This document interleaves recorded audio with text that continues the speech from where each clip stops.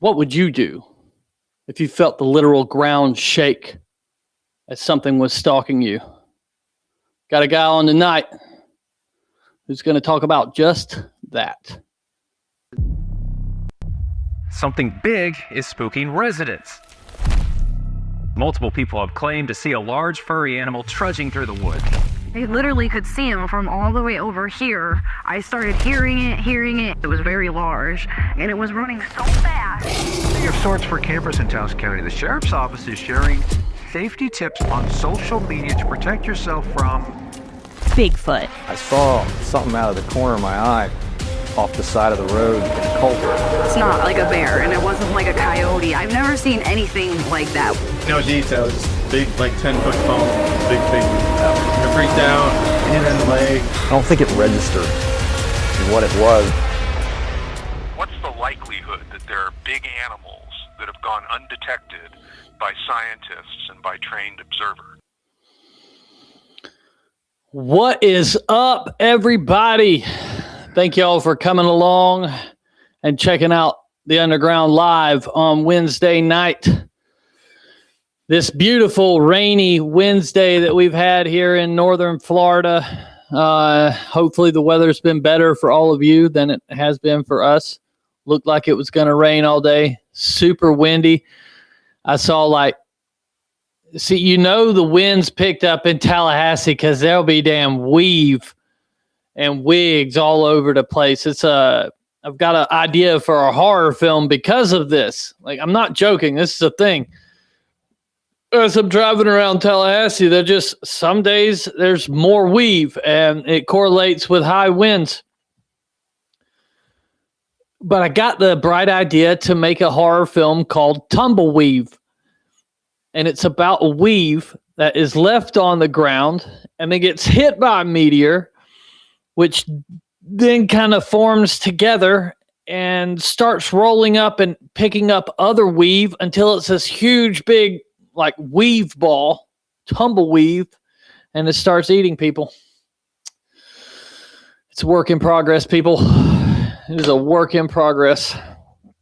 Anyways, got a guy coming on tonight named Brian, and he is going to tell us about a series of encounters that have went on, and then I think if we have time, we're going to get into some of the other encounters that he's had. And this goes back to the thing y'all probably heard me say it, y'all probably tired of hearing this shit. But it's usually if a person has a Bigfoot encounter or a ghost encounter or a dog man or a UFO or like they seen lights or something like that.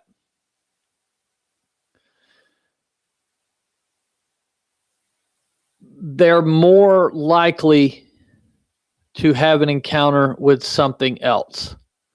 So like people that have seen a Bigfoot are more likely to have a ghost encounter or any of those other encounters that I mentioned. And it's always puzzled me as to why that is, because it's definitely a thing. Every single person I talk to about Bigfoot, I ask them, and it's only for me, I ask them, hey, have you seen anything else? And then they'll go into some other shit.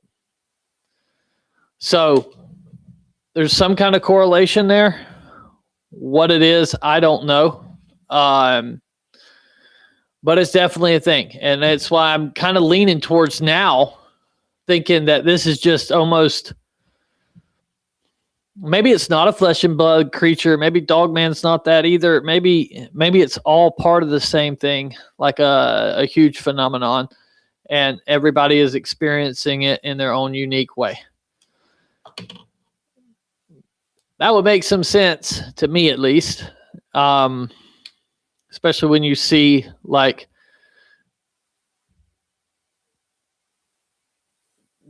different, parallels in the research in like when you're ghost hunting or, Bigfooting or sky watching, whatever you're doing, having a UFO encounter, what have you. There's a lot of similarities in all the things. So it's going to be cool. A lot of this is coming from the Cumberland Gap,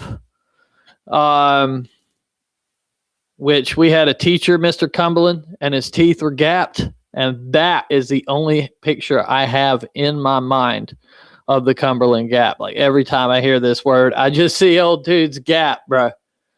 And I'm thinking about kicking a football through it. However, so we have hit a new milestone for members. I know memberships haven't been going on, but maybe a little bit over a month, maybe 2 months. But we are at 50 members now. Thank you all so much. Like, I really didn't ever think I would get 5. Appreciate it. It keeps the show going.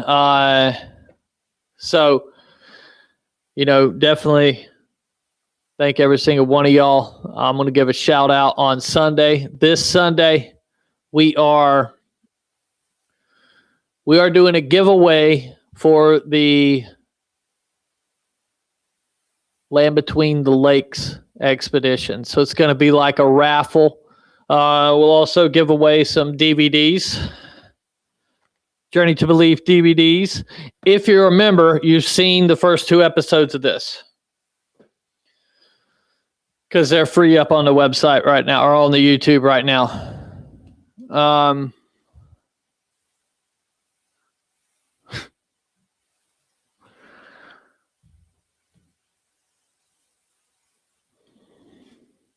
Okay, never mind. I'm not going to comment to that right now. Just reading some of the comments got held up by my 16-year-old daughter, who has decided to join the chats tonight. Whatever. You're not ruining my show, Amelia. All right. Well, anyways, this Sunday, like I said, we'll be having the raffle giveaway. I'm going to give away them DVDs for like caller number 5. Hopefully it won't be like that whole coloring book situation. Outside of that, Friday, I got Mark Muncy coming on. Tomorrow, I'll be interviewing MK Davis. He'll be coming on in one of the following weeks. I'm going to let him give his spiel on Patty. Maybe he can tell me some things that I've never really looked at. Let's hear it. It's not that I don't want to believe in Patty. It's that I think it could be fake. I don't know. I wasn't there. It may be real. It could be, right? And I want to hear every bit of information there is out there, and I want my audience to be educated on all the facts of the thing. So,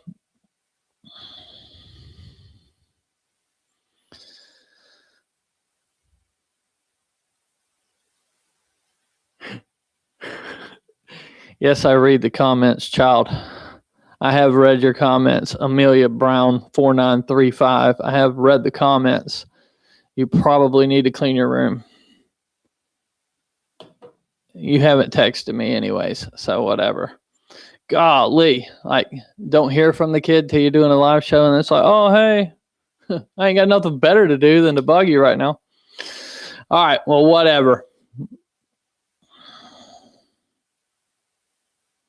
Let's go ahead and bring on Brian. I have rambled enough and gotten distracted from what I was saying. Thanks, Amelia.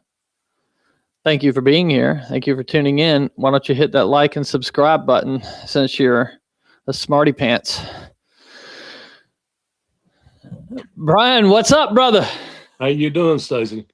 I'm doing all right, man. I really, really appreciate you being on here, and I appreciate you having me. Yeah, dude. So I got everybody here. We got about 74 people right now. That number's going to grow as you talk. So no pressure, good sir. Okay. But just, tell us a little bit about who you are, and then, how it all kind of got started. Well, I tell you what, my name is Brian Gibbons. I grew up in Middlesboro, Kentucky. right? I told Stacy, right where Kentucky, Tennessee, Virginia, all three meet in the southeastern part. And for those of you that don't know Cumberland Gap, listen to the song "Wagon Wheel" by Darius Rucker, and it's in that song.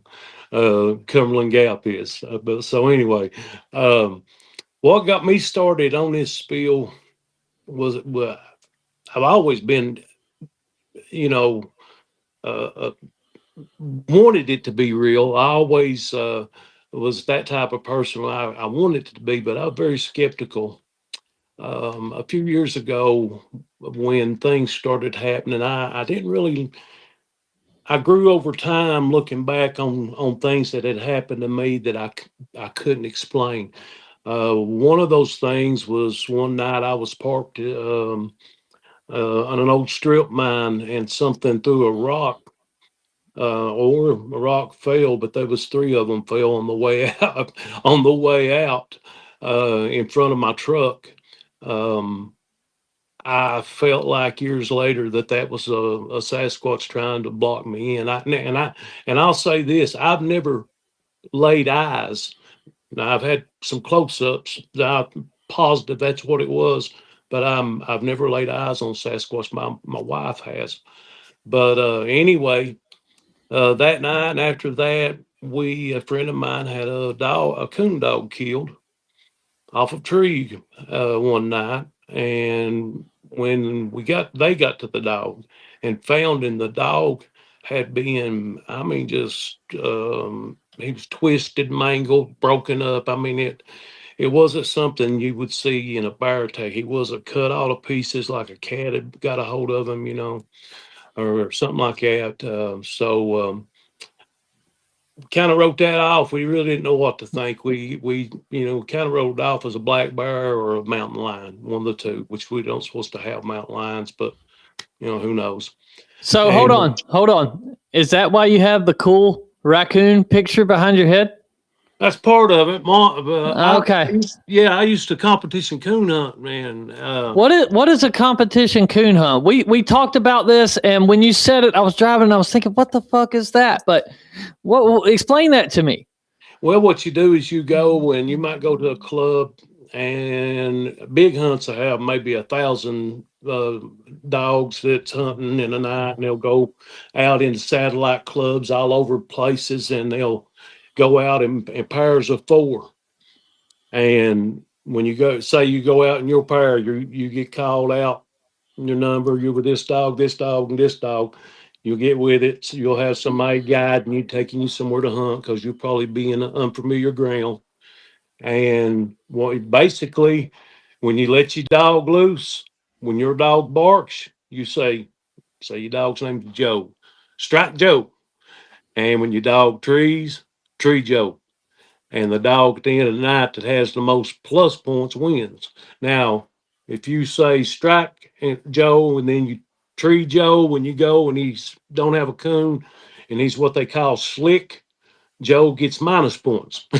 So that's how you can go backwards, That's how you can mess up. But we done that. We actually won the Triple Crown one year, which is a big deal. But anyway, getting back to these, a week later, after my buddy Wayne had his dog all twisted up, an old boy that lived just down the road from him, not far at all. I mean, basically his neighbor.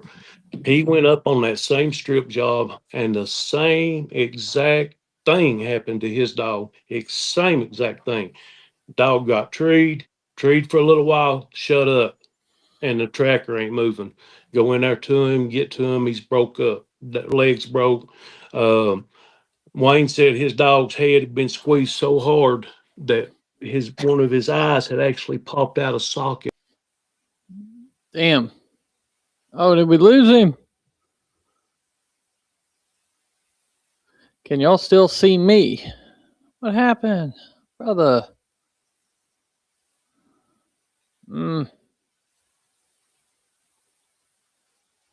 Well, I guess Brian, his connection must have dropped. Let me Let me get him back. Here I am running my damn mouth about coon hunting. I don't like coon hunting, but I love raccoons. I am very interested in how it works. Are you there, bud? There you go. I'm sorry. I had Okay. an alarm going off about messed me up. Did it mess us up? Oh, it's all good. I kind of fumbled around, you know. We figured Sorry about that. we figured a damn raccoon got you. Yeah. Yeah, that's what it was. But anyway, after those dogs getting killed, that made me think. I mean, even when you sit and can't rationalize it, you still say it was bear. You know, when you don't believe, and you know, we didn't have internet like we. I mean, we did, but we didn't have it like we do today. I mean, you Right. just couldn't see Sasquatch this, Sasquatch that. You know, I didn't. That's just a few years ago that I started seeing stuff like that. And but anyway, time went on, and I got up here, and my buddy told me about my cousin seeing one. And this guy works for the United States Postal Service. He has all his life. That's all he's ever done. He's a good guy. He's a deacon in a church. I mean, which that don't necessarily mean anything, but yeah, he really is a good guy, you know. Mm-hmm. And he saw a white one just right up a road from me, and he told me about it. And which that was back in the 70s, and he hasn't Now, seen did you it. believe in Bigfoot when he told you? No, that's really the turning point for me to open my. I'm not gonna say I believed after he told me, but I knew he wouldn't lie to me. I know him, and he's just not the type of guy that seeks attention. He's not the type of guy that would even throw his name. He's got a real good name in the community. I mean, he's not type of person that would normally just throw it out there, you know, just to Right. be throwing it out there. And so with him telling me, I said, you know, there has to be something. And but I never really did believe until and Well, hold on. Let's stay in that moment there for a second, because this is important, right? Because yourself now, you don't believe the same thing you did at right before the preacher or the deacon told you that, right? Right. So when he tells you that, and you know this man won't lie to you, or you believe that, you believe all these things you just said. He won't seek attention. He wouldn't lie to me. What does that do for your thought process? Do you leave when you get back in the truck to go home? Are you, holy shit, Bigfoot's real? Like, how does that happen for you? No, it didn't hit me like that, because I guess in my heart, in my mind, I knew there had to be something. But there was also a part of me that was saying, "No, wait a minute. What if it was a zoo up the road? You know, what if it was this? What if it was that?" I mean, you know, I still in my heart, I guess, had doubt about it. I mean, I knew that he was telling the truth. There was no doubt in my mind the man was telling the truth. I didn't doubt that at all. His own kids laugh at him. I mean, it's kind of sad in a way. I mean, because his own kids laugh at him, but he told me, he said, "I don't care." He said, "I know what I saw." You know, but it messes you up a little bit. But you kind of got it in the back of your mind, Stacy, but you don't really ever put it right here until something happens. When you put it right here is when things change, or when they did for me. If that makes sense. Yeah, see, I never got to have that moment you just had, right, with the preacher or with the deacon, because when I was a kid, when I was 6 years old, I seriously was hunting Bigfoot. Now, Right. I was just looking in the woods next to my house. You know, we were just playing. It was a game. We're going to go hunt Bigfoot, but we were actually out there. You know, we wasn't doing nothing serious, but it was a thing for me since I can remember. I grew up with it, right? So I always had that. So I never had that like watershed moment where, oh shit, they are real. You know what I'm saying? Yeah. I always believed it was real ever since I was a kid. I always thought it was cool. You know what I mean? Yeah. So that's why I asked some extra questions. So I didn't mean to get you off the track. No, you didn't. You know, no. Well, I appreciate you asking it. Hey, I'll chase rabbits. You have to reel me back in every now and then. Yeah, You I'm the know, same damn way, brother.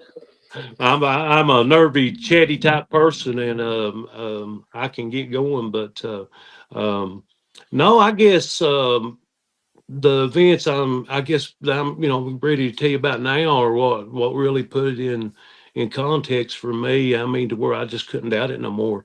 Like the video I sent you. Mm-hmm. I, you know, I didn't take that video. I haven't got to talk to that guy, but that's 2-3 miles from where the stuff I'm telling you about is happening. Oh, And wow. it really is. As the crow flies, Yeah. if you drove through town, it's 25, 30 miles, but it's really not at all far the way the crow flies. And, but the first thing that happened was there was an old lady that lived up there that I met, and she told me a story about her trailer getting knocked off of the blocks, one end of it. She had pulled a gun out. She thought it was kids outside playing or whatever. Had a window open or curtain open, and I'm armed, and I guess it saw that gun. And I believe they're intelligent enough that they know what guns are. I Oh, think yeah. everybody knows that by now. They know what guns are, and she said it was just a powerful boom, and she knew that her trailer was off foundation.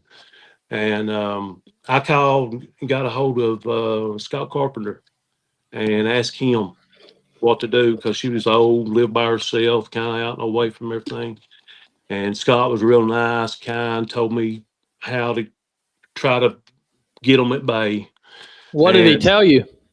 he told me put up lights, and he told me to go out on the boundaries of the property and pray and bless it.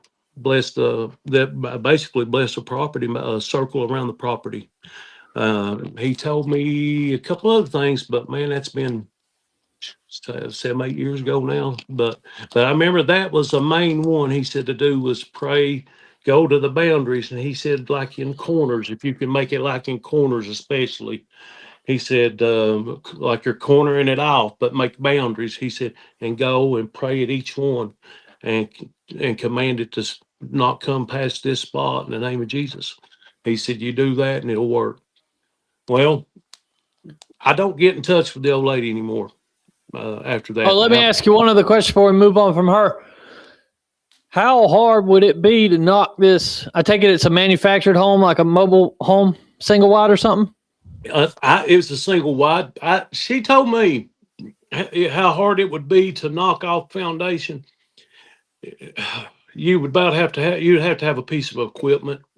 Um, you could actually possibly hit it with a small car and knock it off foundation, according where you hit a trailer at. But she told me the next day she called the company or to have them bring people out, put the block back up, jack it back up. And she went out there and she said she wanted to know because she.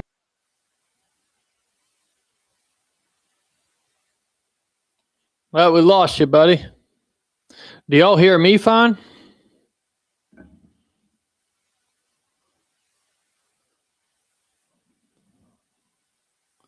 Brian, can you hear me? I can't hear you, bud. You may have muted yourself.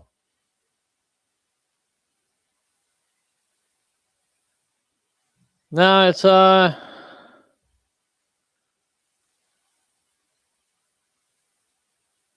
do y'all hear him?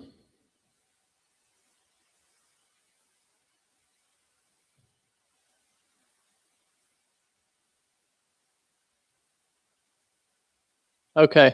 They can hear me, but they can't hear you. Okay. So I don't know if you muted the mic or anything. If you can't figure it out, just close out of the app and then come back in, and I'll let you back in. All right. I can't hear you, bud.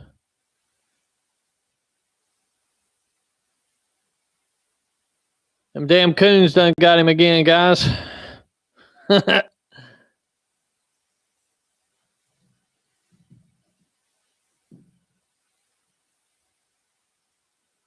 Yeah, just go ahead and exit the link. Just close it out and then come back in. There you go. All right.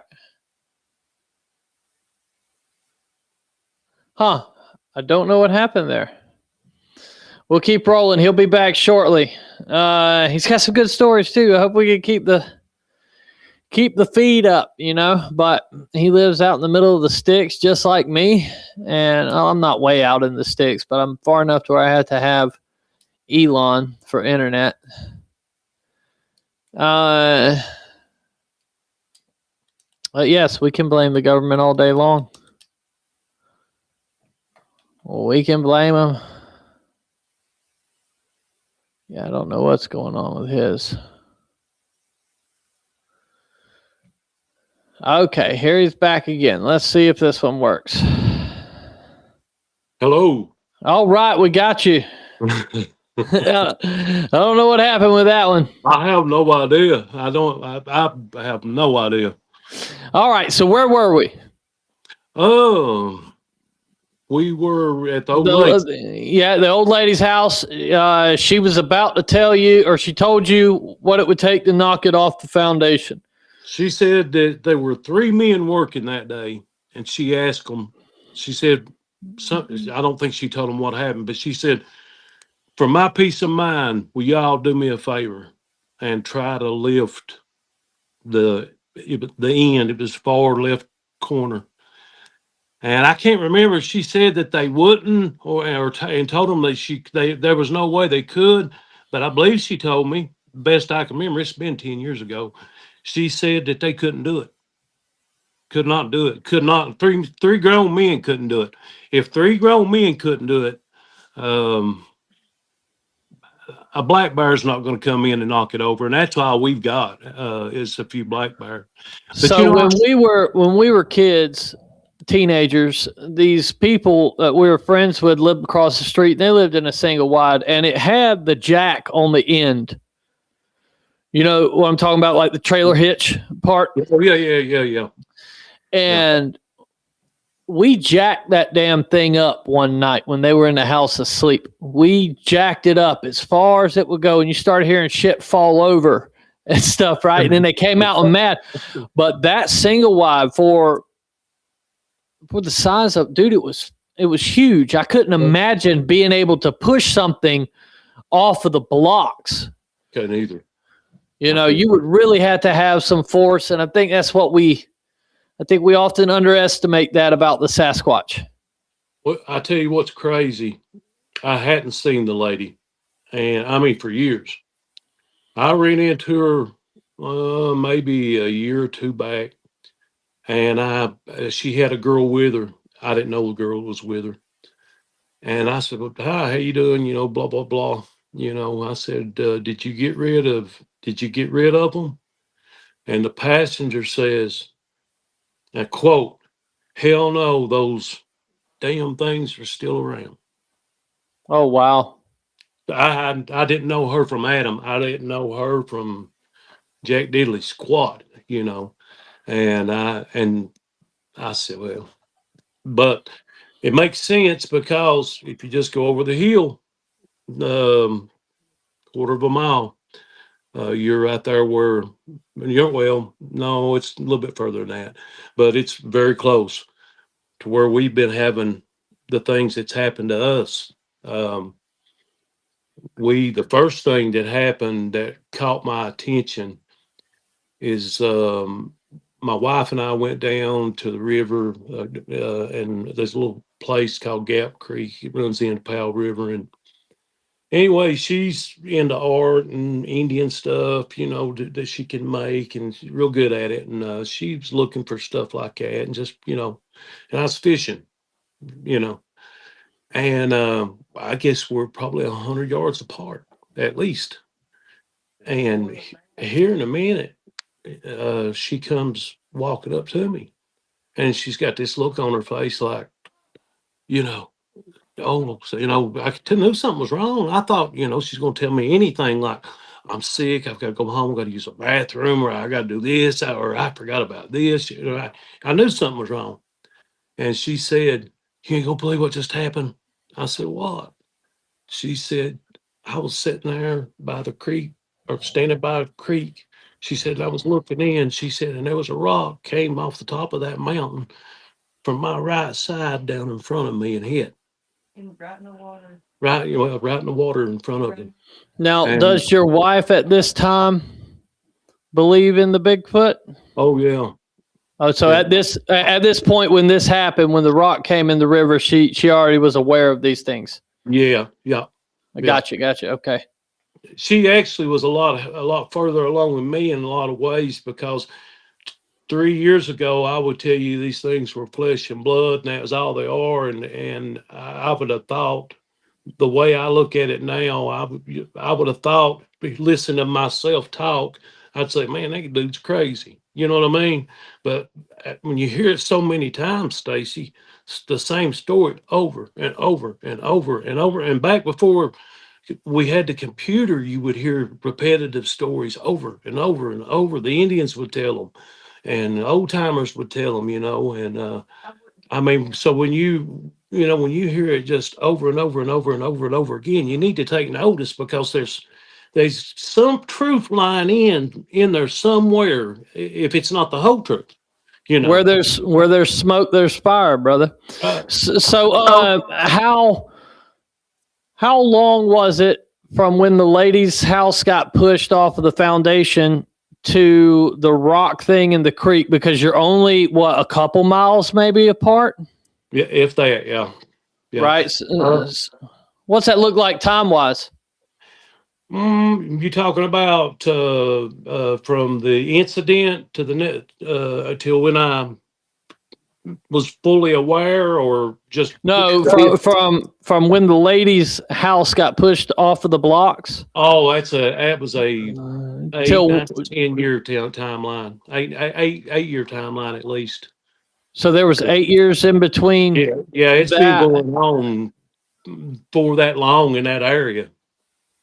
Oh, gotcha. Yeah, no, I get what you're saying. What I'm trying to say is, when the old lady's house got pushed off the blocks and your wife had the rock come down the hill, how long was that?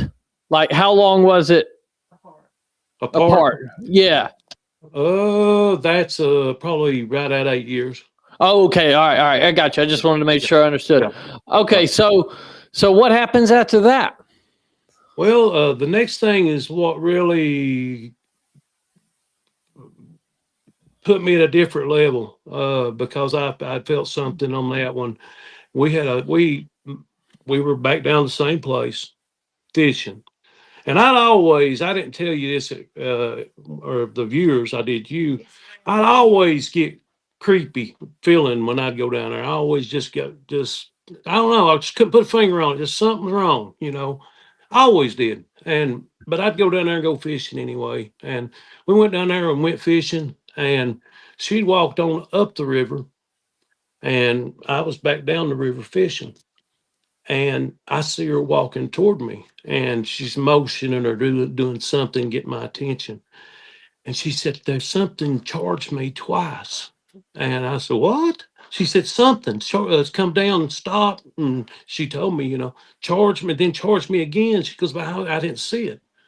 So we had a little dash hound, a little wiener dog, a little black and tan wiener dog. And she was throwing her nose up, and she could smell it. And she was a gamey little dog.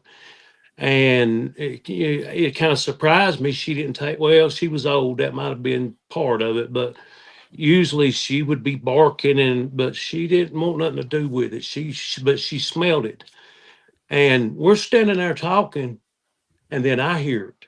It runs, if you're looking northwest, not in between northwest and north. It comes down at an angle. I want to say 50 yards from us, stops. Now, at the foliage, it's so full you can't see it. It stops. I'm going to guess 10, 15 seconds maybe went by. It ran, and it come out almost in front of us and stopped again. And that would say it was probably 50, 60, still about 50, 60 yards at the angle it took away. It didn't get any closer, but it was still coming. It came to us, but once it got to a certain spot, it never got. It didn't seem like it got closer that last time than it did that time before last. So she actually heard it move 4 different times, where I only heard it move twice. But I went home after that. I told her, I said, let's go. Let's get out of here. I got out of there, went home, and I got to thinking about that, and I thought, okay, what critter is there out there that does that? Does a black bear do that? No. A black bear charge you, but a black bear is going to, if it charges you that close, you're going to see it. Yeah, Probably. yeah. So I thought, man, it's not black bear. I mean, you still your mind tries to rationalize. When you grew up being made fun of, and because you believed, or because you thought that they could exist, people would ask me, you think there's a possibility there's Bigfoot? I'd say, well, yeah, there's possibility. Well, you're crazy. You grow up with that ridicule, and you don't grow up like you did, knowing Bigfoot. It's like a culture shock when you really realize that these things are out there. And that's really when I realized it. But when it really drove the nail in the coffin was when my wife had her sighting, and my son was driving, and he was a student driver. And I wasn't trusting him on the blacktop yet. And this is all gravel road. So, we're driving. We went under the trestle, and every time there's a trestle back there. Every time you get around that daggone trestle, you feel like a hair standing up on your arms and your neck, and I don't know. It just she wants to go all the time, but I can't handle it. I'm too nervous, and the whole time I'm there, I'm looking around. When I just it's ruining it for me. That there's no way. I'm not saying I couldn't do it. I'd have a hard time going down there and being comfortable fishing all night, especially by myself. I just would. But when she had her sighting, she was sitting in the back seat. If she wouldn't tell it, she was sitting in the back seat, and my son was driving. And like I say, he was a student driver. He just had his permit, and she starts poking me. And she said, I just seen it. I said, seen what? She goes, I just seen it. I said, the rock, I call it the rock thrower, because it threw a rock at her. And I said, the rock thrower? She said, yes. She goes, I'm positive. And I thought, I'm not turning around and going back, and my son driving. I don't know these things. I've never seen one. I've never dealt with one. I know what they are capable of from what I've heard from some people. And then I've heard other people say they were like, their buddy. I don't know. I don't know that I want to know, that close. So I told him, I didn't even tell him. I just told him, I said, let's get out of here. We left. And I told her, she said, let's go back. She goes, I want to make sure. She said it was laying on its side, like it was trying to hide, like it was trying to disguise itself, like it was a downed tree. I said, well, you sure it wasn't a downed tree? She said, it wasn't a downed tree. I said, I tell you what, let's go back. I mean, I believe her. She's one of these people can't lie. You can't pull a lie out of her. And we went back, and there was nothing there. So there was something there, then there wasn't. And I wasn't about to go back. And people can say, oh man, you're crazy, you should go back. When you got your child and your wife, and I was unarmed, and I just didn't think it was worth it. Not for me. I don't know that I want to see one, Stacy. Yeah, I mean, yeah. I really don't. Why do you think it is that your wife has been more receptive? I don't know if receptive is the right word, but she's had more encounters. Why do you think that is? You think there's anything to it, or just so happened to be that way? No, I think there's something to it. I told her right before we got on tonight, I said we were going over things, and I was writing down. I know I get scattered, so I wrote down some things that I know I would talk about, so I wouldn't get too scattered. And I told her, I said, I said, it seems like that thing leans toward you, like its attention is focused toward her. It's always her having something done. Right. And more so than me. Now, the last time we went, I had something I couldn't explain. It may have been nothing. I'm not one to go out like I told you. I try to be straight up about it. I'm not one to run out and say, "Oh, that was a Sasquatch. That was a Sasquatch." But what I heard and honestly, I can't tell you. I felt it. I don't know. It seemed like at the time that I felt it, but it happened so fast. And what had happened, we were back down there a few weeks ago fishing, and I got my bait up on. I had a little fly. Fish are all up in the river right now spawning. You can catch a crap out of them. You know, I was doing something with that fly, and I heard two hard, massive boom, boom. Sound like if a giant could take two telephone poles and just go boom, boom twice and stop. That's what it Right. sounded. And I'm kind of leaned over when this is happening to tying that fly. And I thought, my wife. It was funny because my wife told me when she got that rock through at her, she said, "I said, why didn't you turn around? The way you want to see Bigfoot, as bad as you're wanting to see him, why didn't you turn around?" She said, "I was afraid not to, or I was afraid to." She said, "I was afraid that it would." What was that you said earlier? It would mess your basically mess her dreams up. She didn't want to have bad dreams. She didn't want to have a Well, negative. hey. Since she's there, do you mind if we speak to Miss Gibbons? I'd love for you to. I've been trying to get her to come over. If she'll talk, I'd love Yeah, to ask her about it. yeah. I tell you what. Let me let her sit down. And Yeah. you talk to her for a minute. And if there's any time, if you want to talk about anything else, we will. If not, that's fine. Oh yeah, brother. We'll talk again. We'll talk again after that. I figured. Hello, Miss Gibbons. How you doing? I'm good. I thank you so much for sitting down with me and talking to me. I heard you speaking in the background. I'm like, let's just talk to her, man. So, well, what did you see? What did you see when you saw the rock thrower? It come from the right, like at a 45-degree angle. No. What did you see? The Sasquatch. Describe the Sasquatch. Oh, when we was on when I I think was in it's the what he's back asking. seat.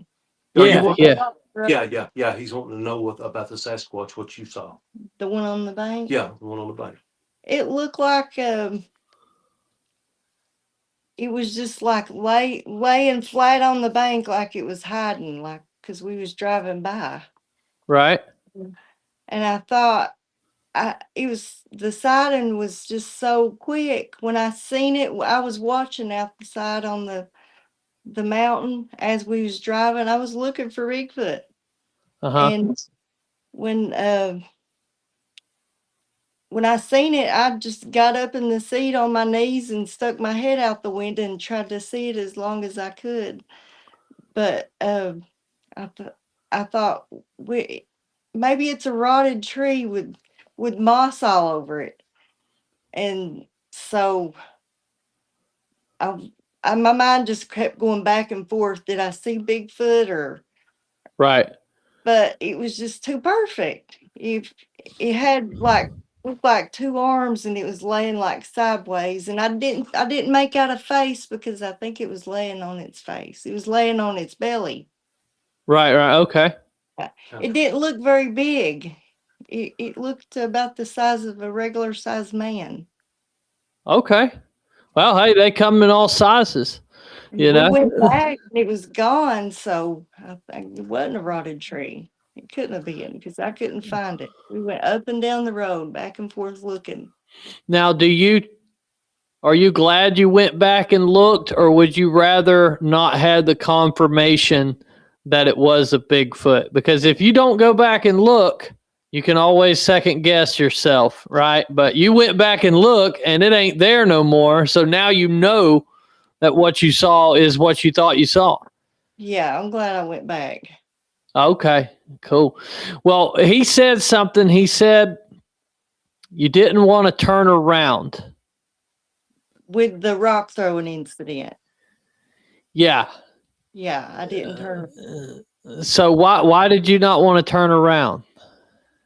Something just told me. It wasn't something just told me. It's just a thought come in my head. Do you really want to see it?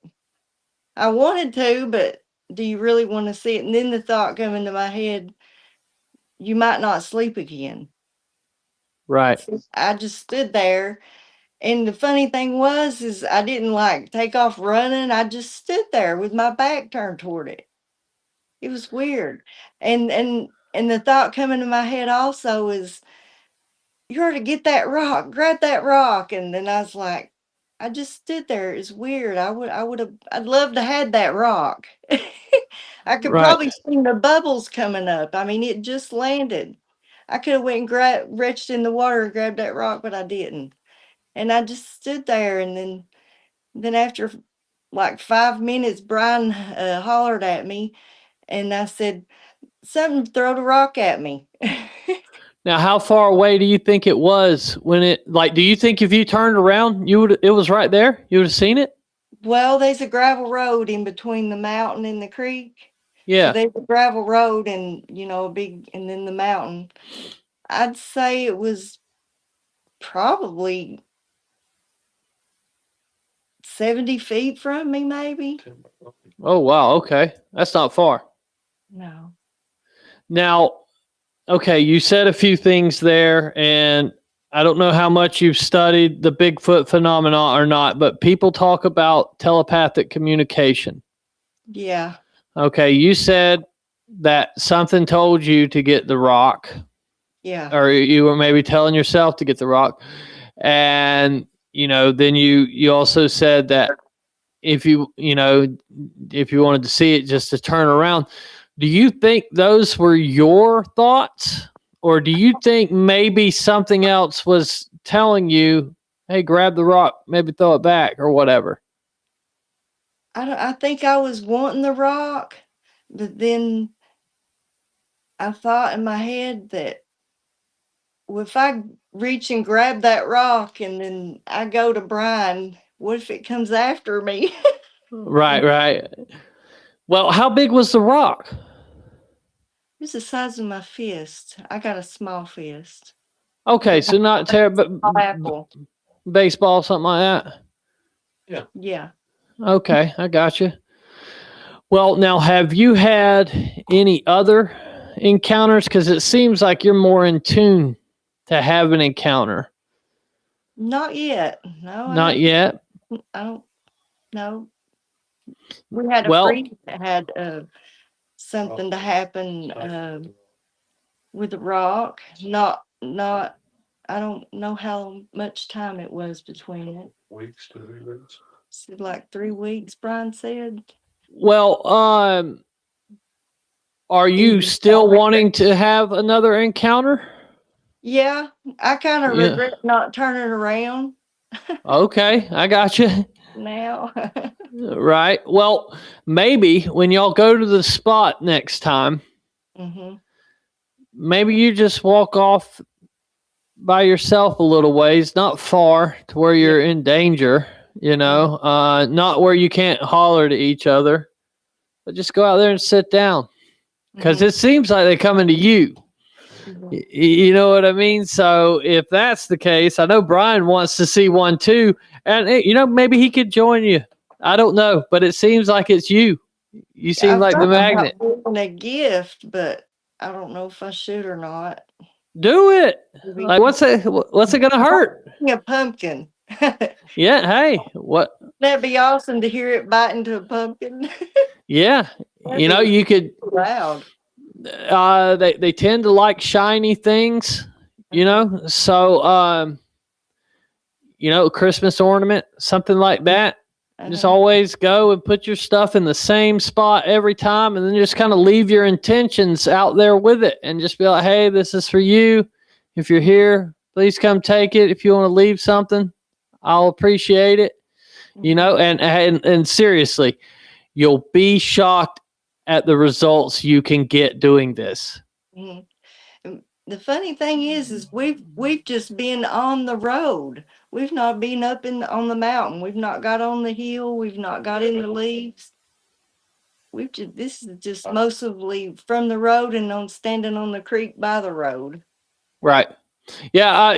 Like the places where we have our activity is usually right on a damn road. Now we happen to be out in the middle of the swamp. But the road's really the only safe place you can walk. You can venture off there, but there's snakes and gators everywhere. But most of our activity comes from the road, because you're in the middle of nowhere anyways. You just happen to be on a road. But well, ma'am, thank you so much. Hold on. Somebody had a question for you. Let me see what it was. Okay, how big was the rock? Somebody said. I did ask that. Okay, does anybody have some questions for Miss Gibbons while she's still on? And I'll ask them to her real quick. Now, did you grow up believing in Bigfoot? No. No? Well, what changed it for you? I've just been like watching it on TV when my kids was growing up. Probably for the last 12 years, I've started watching the Bigfoot that first come out. I forget what it was called. Right. Finding Bigfoot, and started out with that. And I've always, had an interest in it. Gotcha. But I never seen one until I seen that one and with the rock. Right. Well, everybody is telling you that they love peanut butter. Okay, Bikes and Bullets wants to know, did Miss Gibbons notice strange odors? No. Nothing besides Brian? Right. Gotcha. Okay. And then Kaiju Ninja 85 wants to know, what do you think Bigfoot is? I think it's kind of got something to do with the Nephilim.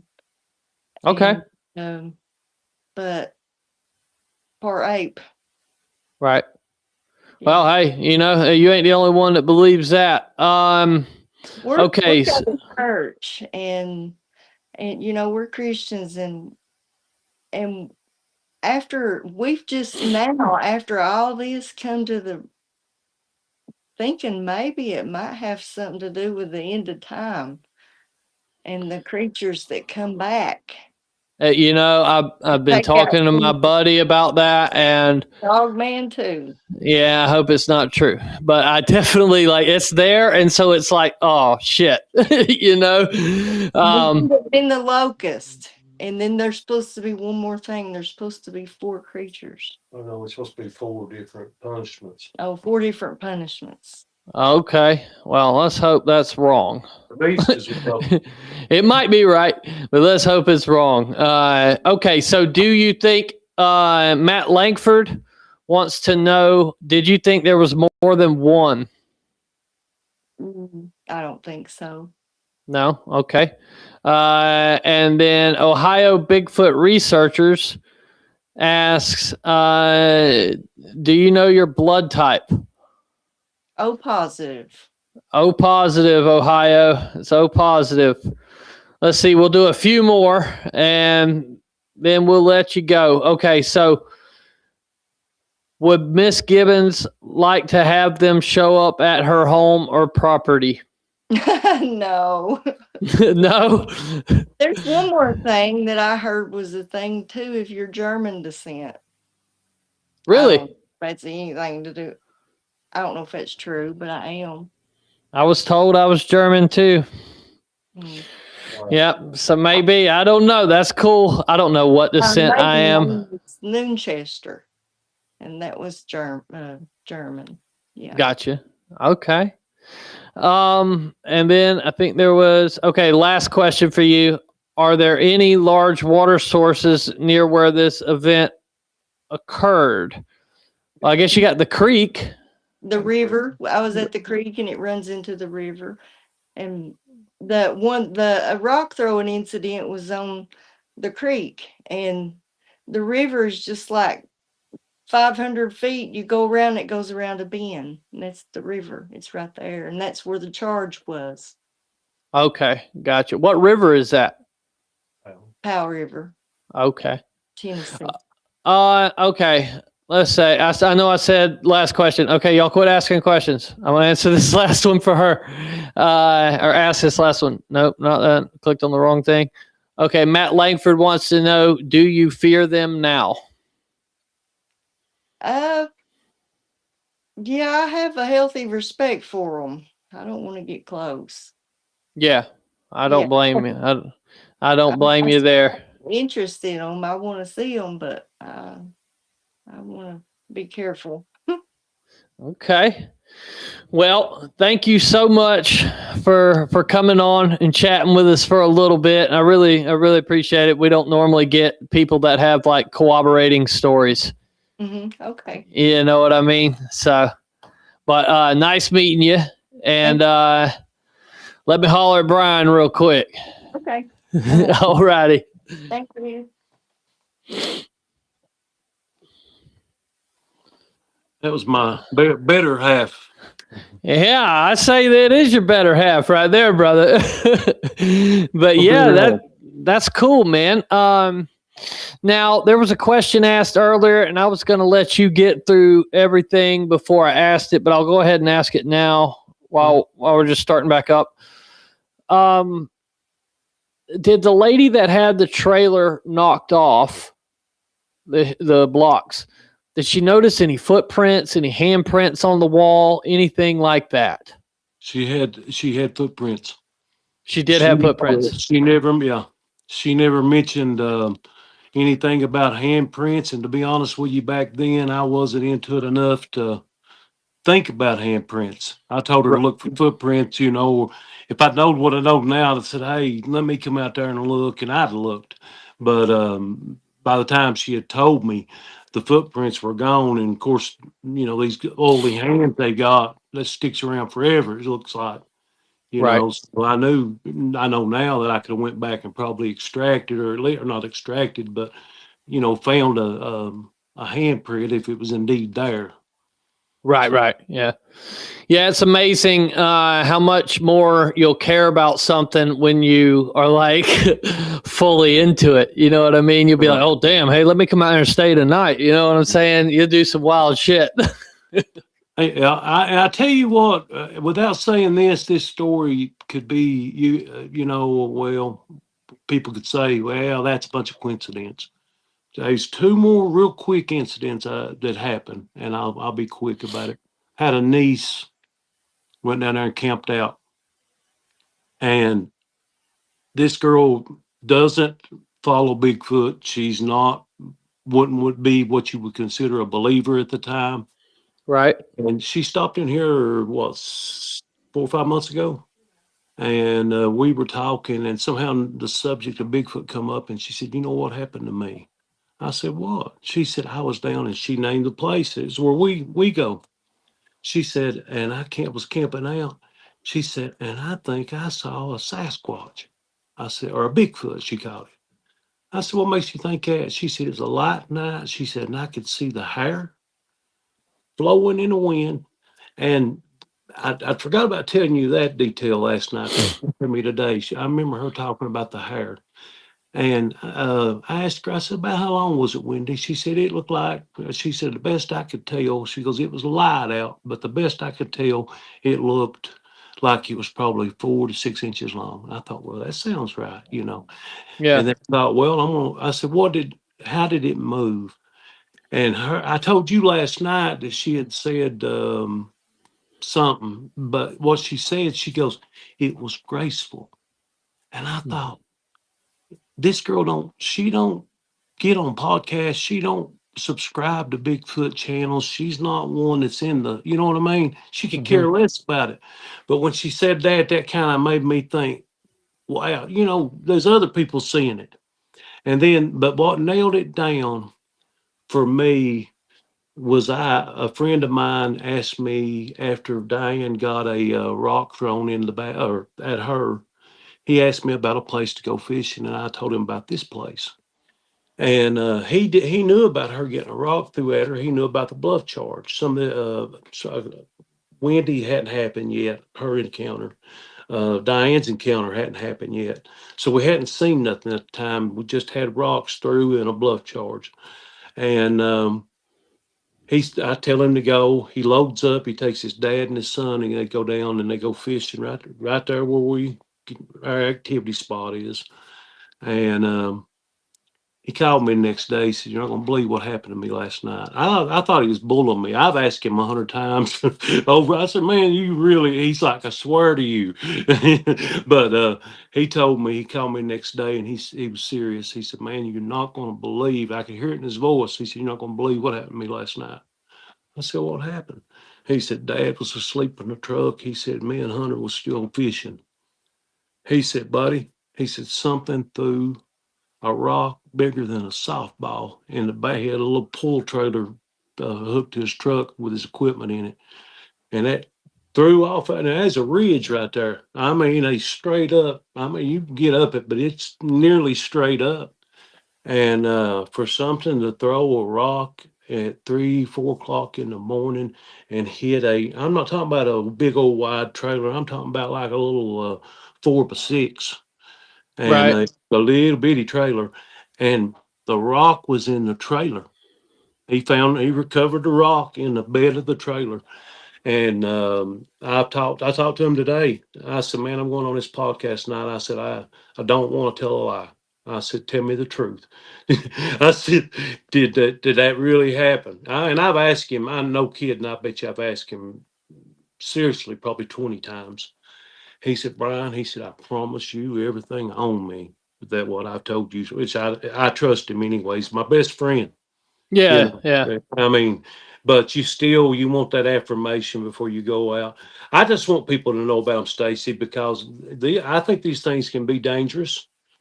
I Yeah. think that they're responsible for some of these missing 411 people, and I think unfortunately, I did read in the Bible this morning, and I did come across something I'd never read before, and it was it was an upright creature. I think it was in the book of Job, had the body of a man and the head of a lion. Mm-hmm. And then when it's described, you know, I was telling you about beast and how it went into the Hebrew word, and it meant hairy ones. That wasn't what it meant. It actually, from what I could understand, was talking about quadrupeds. So 4-legged critters instead of 2-legged critters. But it went on to say that whatever these animals were that were supposedly, now this is all debatable, and this is not Brian saying this is going to happen. This is just another look at something people talk about. Yeah, but anyway, they say that during the tribulation, wild beast will take 25% of the population. Okay. And so that's where that comes from. But Right. but anyway, that's our story. And man, I appreciate it. I appreciate you let me come on and letting Diane come on talk to you. We both big fans of the channel, bigger Yeah. fans Yeah. now. And yeah, and Well, you're hold on before you try to get out of here, bro. Hold on. Yeah. So we talked about an orb story, uh-huh. right? Uh-huh. Yep. And I had to get off the phone because it was right in the middle of the shit. Yep. So let's talk about that. And where did that happen? And when did that happen? That has been in about 05, 04, maybe 06, somewhere around there. I was working at a water plant. And it's a funny thing, I was talking last night, I was telling you about seeing these things on railroad tracks because there's a trestle there over the river, and you were talking about the power lines. And my wife told me today, she said, Brian, you forgot to tell Stacy there's a big power line that goes straight up that mountain beside the water plant where you used to work. Same place I saw the orbs. But Oh, wow. what would happen? I become real good friends with the guy that worked second shift. I work third shift. All we're doing is basically sitting all night in front of a computer.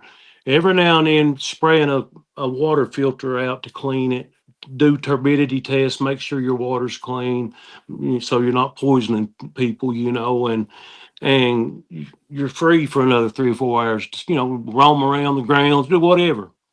Right. And so I would go in a lot of times early and hang out with Jeff. Me and him was good friends, rabbit hunted together, stuff like that. And I'd go up there and just bull jive with him for work. Got up there one night and he said, "Let me show you something." I said, "What?" He said, "Look over on that bank over there."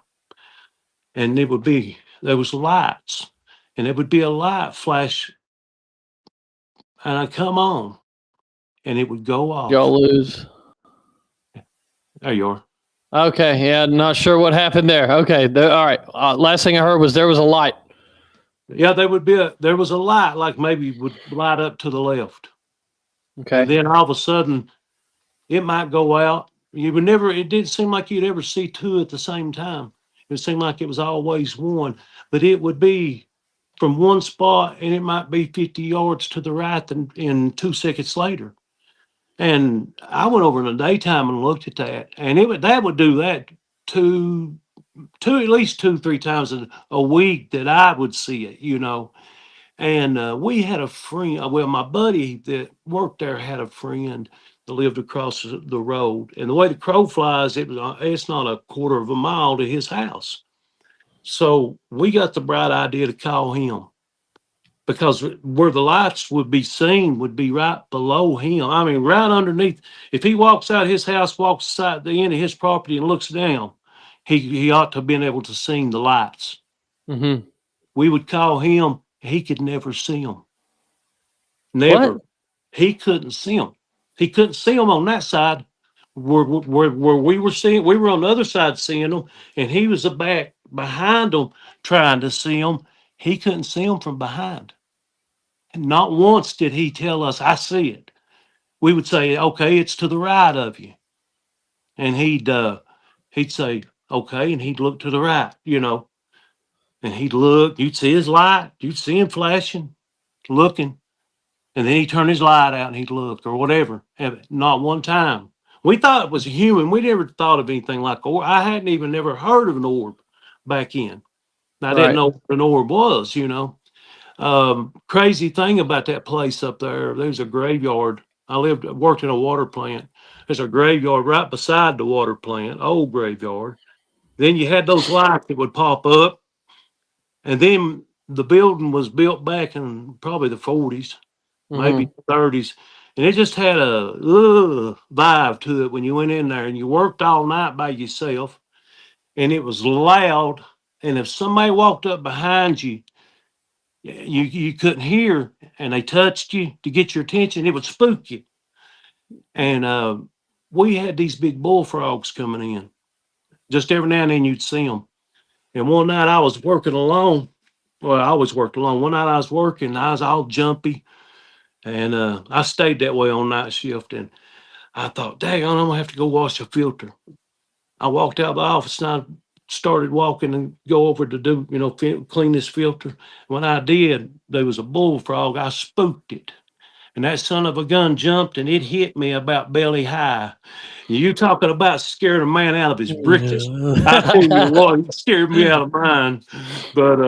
But that place up there is what, and I said, I actually saw, I had to be in a UFO. I never believed in UFOs, but I saw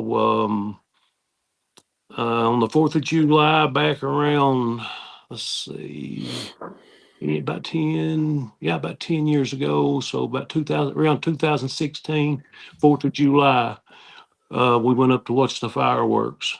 And I knew the guy. I wasn't working there anymore, but I knew the guy that was.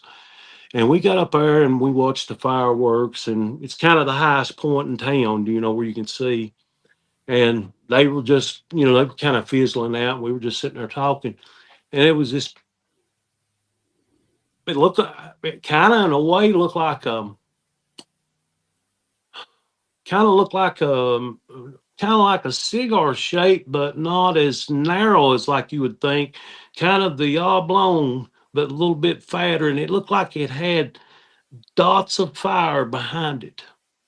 Like a And tic tac?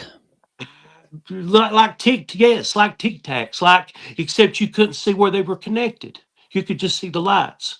Like Gotcha. 3 or 4. I can't remember how many there were, but there was like 3 or 4 or 5 or something behind it.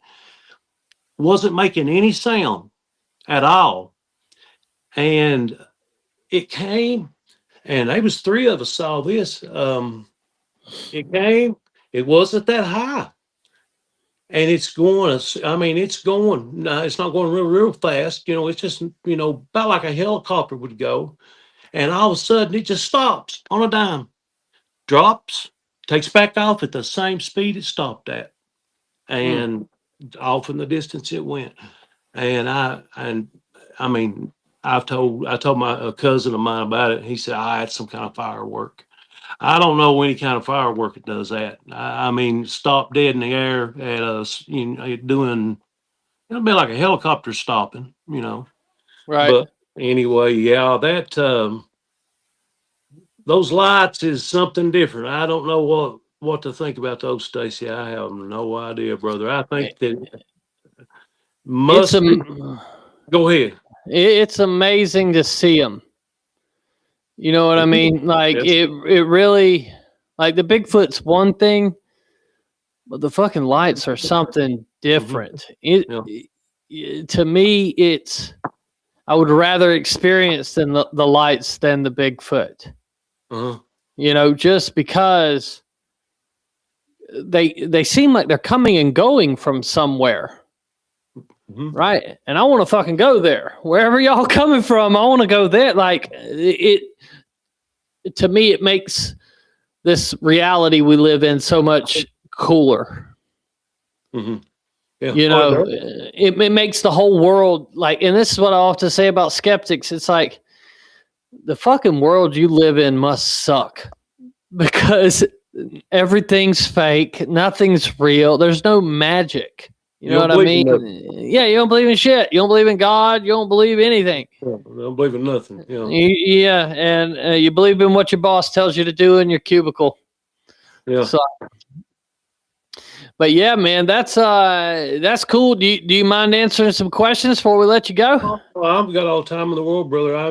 I'm glad to be on. I appreciate it, man. It's been an honor to come on with you. I've watched you for years. I thought, and I'll say this real quick, and I'll shut up bragging on you. I won't sway your head up too bad. Okay. But I think you got the best. I think you and your daddy got the best evidence in the world of Bigfoot. Period. And I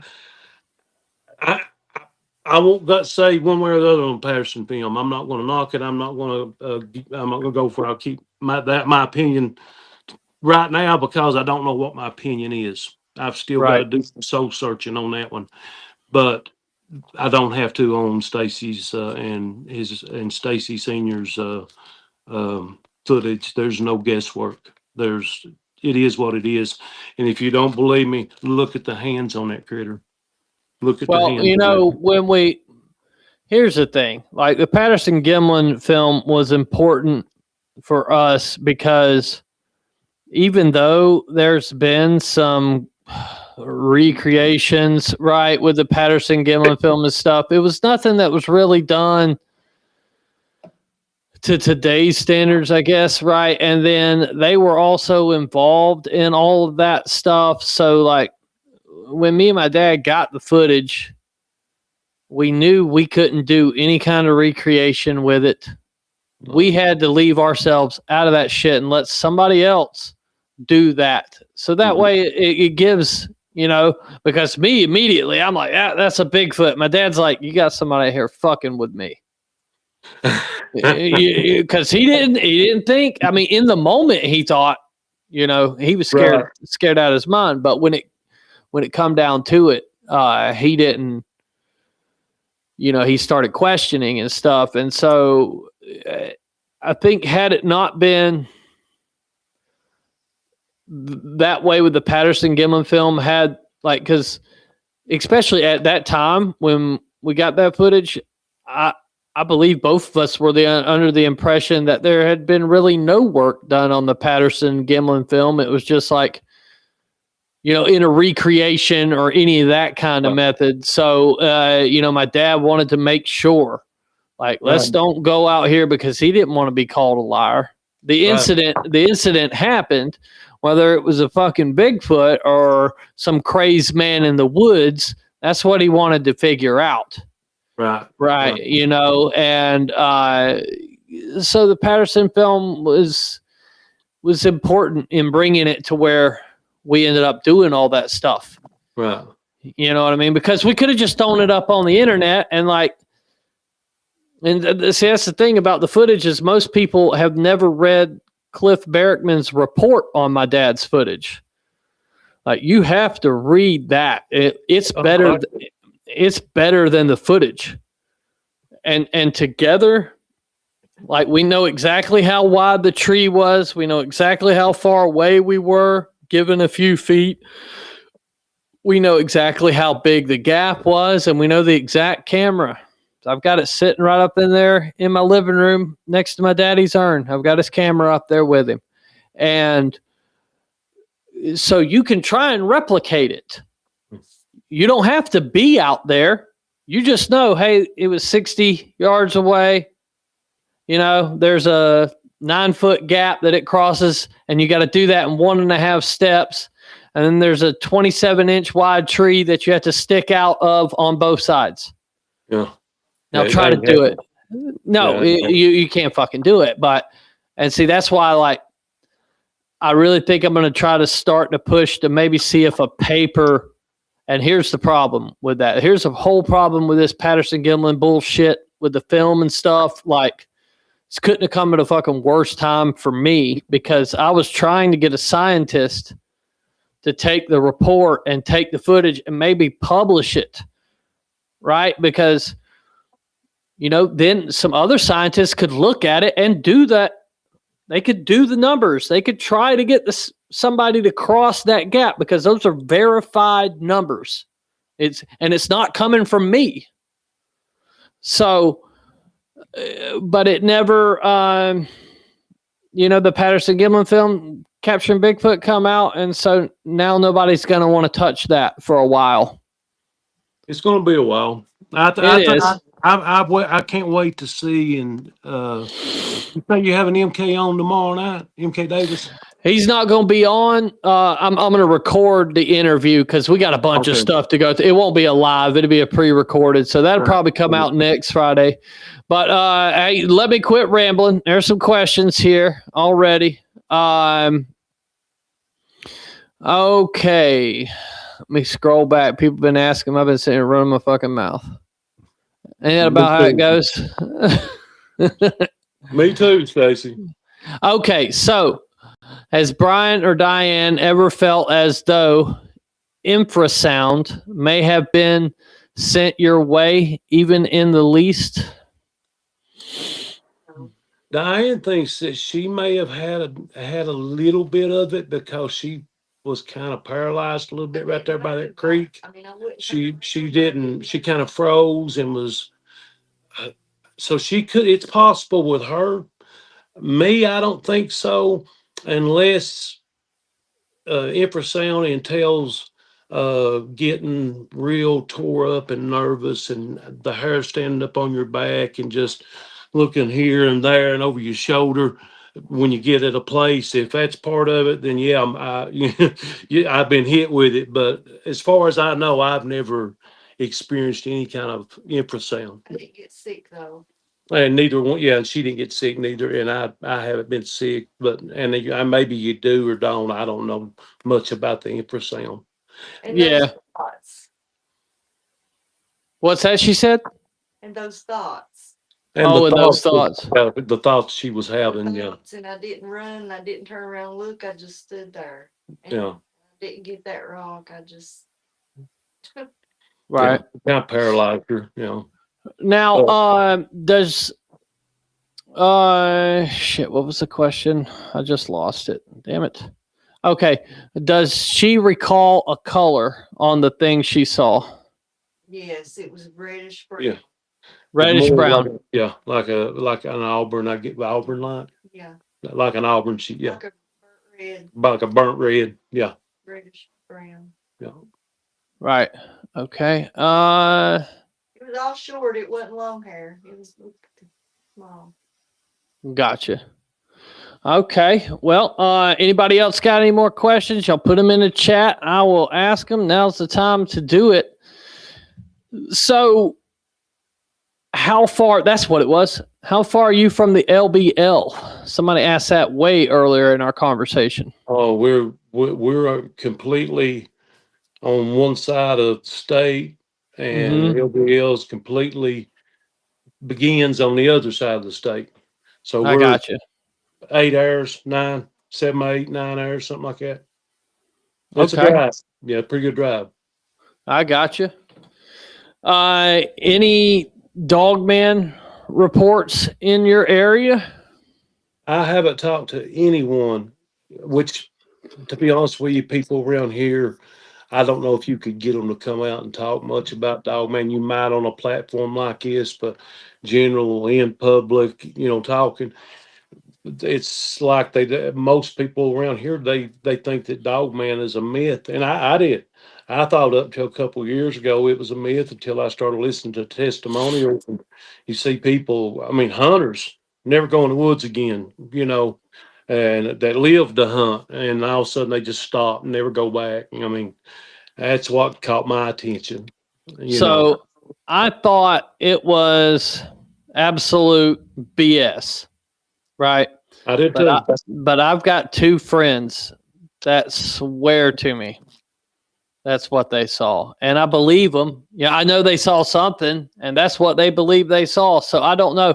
However, deep down, I hope they're lying to me, because I'm gonna be honest with you. I don't want to go in the woods and run into no damn dog man. Well, I know what. You know, I'm good.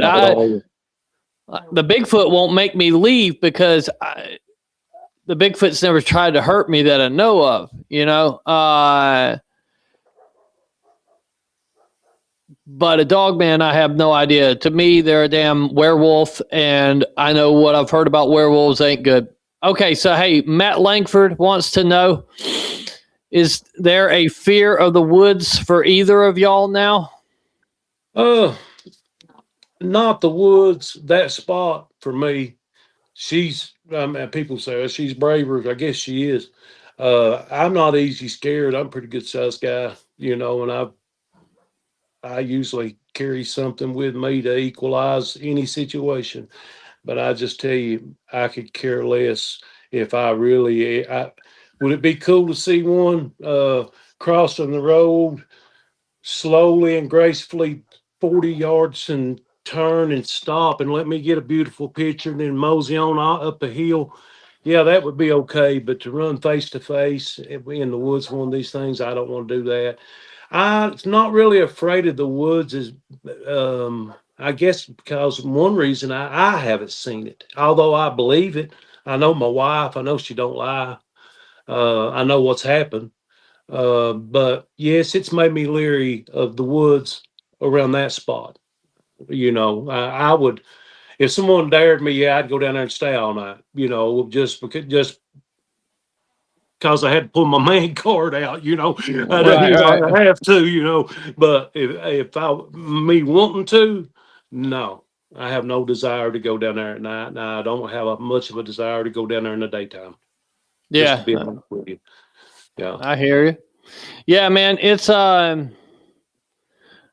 see, that's the problem. Like, I love going camping, but Tim, I love my cats too. And so like I could just stay here at the house and we could talk about Bigfoot. I ain't got to go do this shit. But I still get that itch where I got to like, because we saw something or I saw something on our expedition and I texted the other team and I'm like, hey guys, or I was like, hey, I just saw one of y'all. And he's like, we're all in the back of the truck, dude. And then he sent me a picture and I was like, fuck off, you are. You know what I mean? And I wasn't recording. I didn't have a card in the thermal because everybody had all this gear. So I left my thermal out because my thermal's like from 2014. It was like top of the line then, but it ain't worth a shit now. Yeah. And so I was just leaving it up, but I got it out because there was a kid who wanted to use it. So I was letting him use it, and then he passed it off to me, but I never put a card in it, right? And I regret that because when we walked down there, there was a damn tracks coming up out of the ditch right across the road, you know. So it was wild. It was disappointing, you know. But it's stuff like that that makes me keep wanting to go. And then another thing, you know, it's just if we don't have no Bigfoot activity, we still have a hell of a good time. Yeah. Oh yeah. Yeah. That's how we look at it. We always go, I'll make a fishing trip. I'm not much, but every now and then I might make a fishing trip and go down there and kind of, you know, if I got some, couple, my wife with me or something, I might would stay all night and fish and Bigfoot at the same time, because all you have to do is show up. And when you're doing something like fishing, this critter right here, especially when it comes to her, you're 100% right. For whatever reason, it is drawn to her. That's the part that makes me think these are, and I know it's a whole big different subject, and I don't want to get into all that, but that's what makes me think these things have a supernatural something about them. Not just because they look at women, but because I was reading the Bible today, and I was trying to study and find and to see if there was confirmation. And in one of the texts, when they were describing the beast that were to kill 25% of the population during the tribulation, they said that this beast would be, you know how you go into Chat GPT and it'll give you an answer and it'll say, do you want to know more? And you just keep going down, just keeps giving you more and more. Well, I done that. I wanted to really know. I wanted to make sure it was two legs. And I never did. I did see the two-legged creatures in the Bible, but what it said was the animal that would be doing this. It talked like it would be the type of animal like we've never seen before. Okay, what's this like?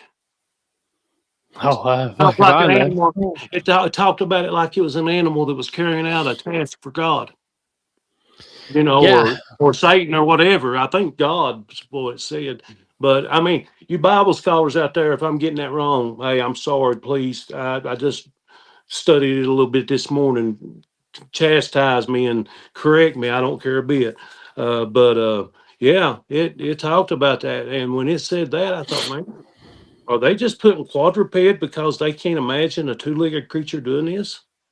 Or does the Greek or does the Hebrew really say quadruped? Right. But anyway, a man could go on and on about what these things are, but there is a supernatural.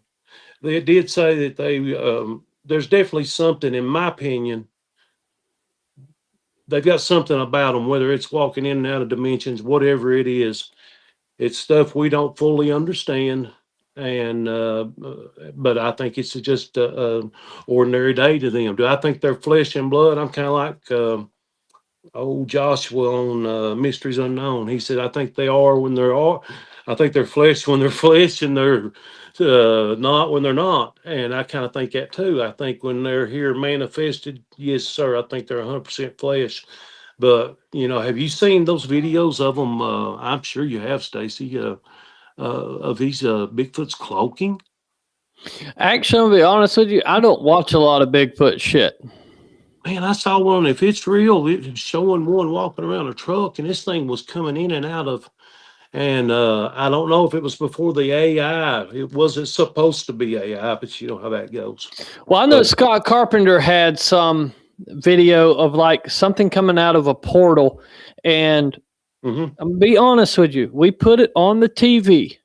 Me and my wife put it on the TV, and we were watching this, and I'm rewinding it and watching it again. It was Dave Paulides' new film, The American Sasquatch. I'm rewinding, watching again, rewinding, watching again. She sees the portal. I didn't fucking see it. I didn't see it either. And didn't you I see don't. it? I don't know how to explain that because like we're both watching the same thing, and she's trying. Now I am colorblind, but I don't think that would mean I'm shape blind too. I should still be able to see the damn thing, right? But she's clearly seeing it and describing it to me, and I must have watched it 10, 15 times, you know. And now some of Scott's other videos were wild as hell, dude. Yeah. Like I only talked to Scott, I think twice in my whole life. Nice guy, you know what I mean? Oh, great guy. Yeah. Like great guy. I'm gonna be honest with you, I didn't know who Kerry Arnold was till after he died, and he had talked. He came up to my booth at the Smoky Mountain Conference, and I'd spoke with him. I had no idea who he was because I'm not into all the Bigfoot kind of stuff like online because I'm doing my own thing with Bigfoot, right? And people will send me stuff. I don't all the time get a chance to check things out.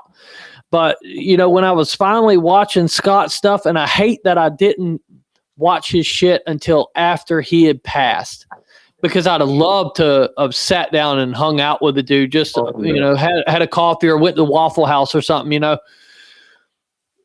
But that video where he's walking on the trail and there's this damn white little head, maybe it was yellow, but white, something like that. It comes out from behind that tree and then kind of goes back down, or rock or whatever it was behind. That shit was wild. That's crazy. Yeah. Did you see the white Sasquatch? You know how he filmed from behind? Yeah. Used to when he would, as his show was starting, it would show, you know, how the opening, and that white Sasquatch would stand up behind the bush as he passed it. You remember that? Yeah. Yeah. I think that's the one I'm talking about. Yeah. Oh, yeah. Yeah, man. Yeah, man. That was weird. You know, those in that area. Everyone I've seen I've seen some of Scott's pictures, and I imagine he shared them online with others, I'm sure. But these things and I don't mean this in any disrespectful way toward anybody. I wouldn't hurt nobody's feelings for nothing in the world, but they looked like they had Down syndrome. Yeah. They really did. They had a real bad fight, you know, just. And see, because here's my thing, right? And maybe there's a bunch of different ones out there. I just don't know. Okay. I can only base shit on what I saw. But what I saw didn't look anything like that. I'm not saying what I'm saying is maybe there was something else he was fucking with. You know what I mean? Maybe something else was there, or maybe it just came to him in that kind of form, right? Because like, that was one of the things after my encounter, looking at the Patterson film, I'm like, that don't look shit like what I saw. Yeah. You know, so who knows? Maybe there's a bunch of them, but they do. When you say that, a lot of the images that he caught kind of look like that, like they're not properly put together right. Yeah. You know. Yeah. He was a wealth of knowledge, and he was a sweet. I didn't know him real well, but what little I did know him, Scott was a sweet man, and he was on that project with Dr. Ketchum. And did you interview Oh, well, what's his name? His last name's Gurman. Wes? Yeah. Didn't you interview Wes? I thought I No, watched him. I didn't interview him. I've been on his show a couple of times, but he hasn't been on mine. I think I I'm might have hoping- watched him on How to Hunt, or Steve Isdale might have had him, or somebody had him. Yeah. I'm hoping maybe this summer I can get him out. I've talked to a couple people about coming to the cave this summer. So trying to work it out where Cliff can swing by after the Florida conference, and then I believe I'm gonna fly Bobo out to the house, and sit down and interview Bobo. I'm friends with both of them dudes. Like, I've known them since I've been in this shit. Yeah. And like, we've done some crazy ass things together outside of Bigfoot. So I guarantee you, Bobo has. Oh, Bobo is a character. Like, when he comes to the house, I fully expect that interview to be like a 3-hour interview. Like, Yeah. we'll sit there and talk about so much shit probably before we even get to Bigfoot. Yeah. Oh, you yeah. know, but There's so much crazy stuff in the world that you can't explain, Stacy. I mean, anybody with an imaginative type mind is you got to wonder, Oh, And yeah. I'm not talking to people that's smarter than I am. I tell my wife, I said, I refuse to watch a podcaster that's not at least as smart as me. And she said, "What?" I said, "They've got to be at least as smart as me. I don't want to listen to them." Right. I like to listen to people that's smart. And What the hell are you doing here, brother? what are you listening to this show for? Oh man, you got a good show. You know you do. You got a unique show. It's unique. It's different, and it's a good show. And you're going to do just fine at it. You're doing fine. You're doing great. Yeah. Well, brother, I appreciate you coming on tonight, man. It's been fun. And, one other thing about that Scott Carpenter's place. So Tony Merkel, what Tony told me last time I was up there hanging out with him, he told me that he also had an encounter at Scott's place, right? And then now that place is closed down. The forestry has closed it down, and you can't go there anymore. So tell me why they did that. I have no idea. He said that there were some signs up about some research or something like that. But yeah, right. They know what's going on. I think so.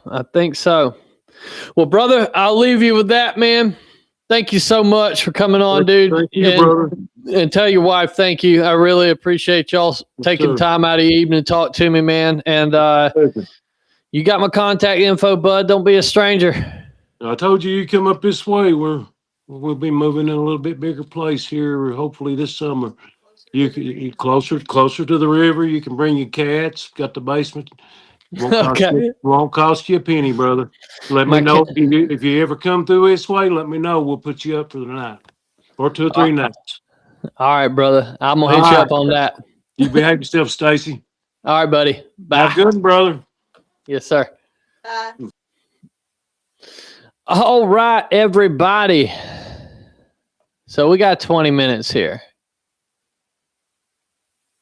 Is that guy that wanted to call in still watching? I think his name was Oz. Something Oz.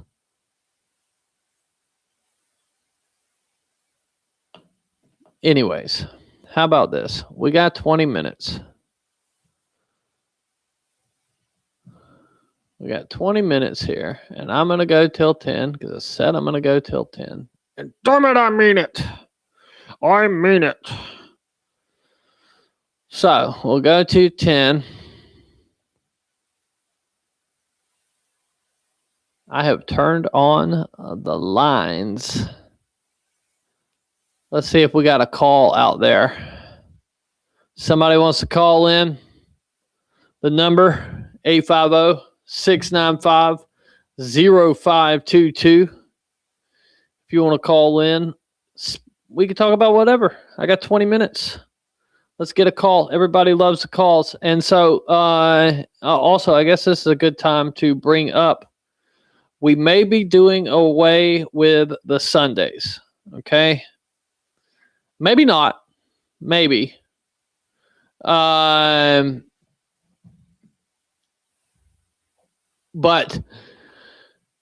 I'm starting a new podcast. I may have told y'all about this, where I'm going to interview people who have survived like natural disasters or being kidnapped, being left out to sea.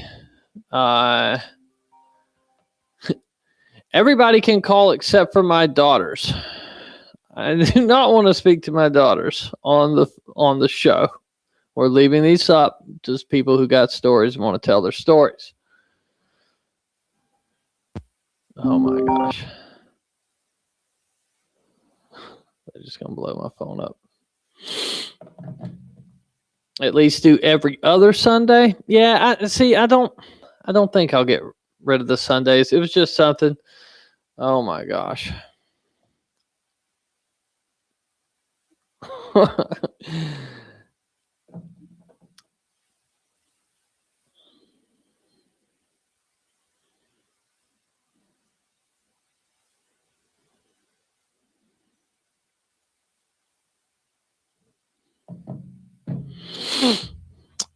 Okay, let's see. This is why I didn't want to turn the lines on.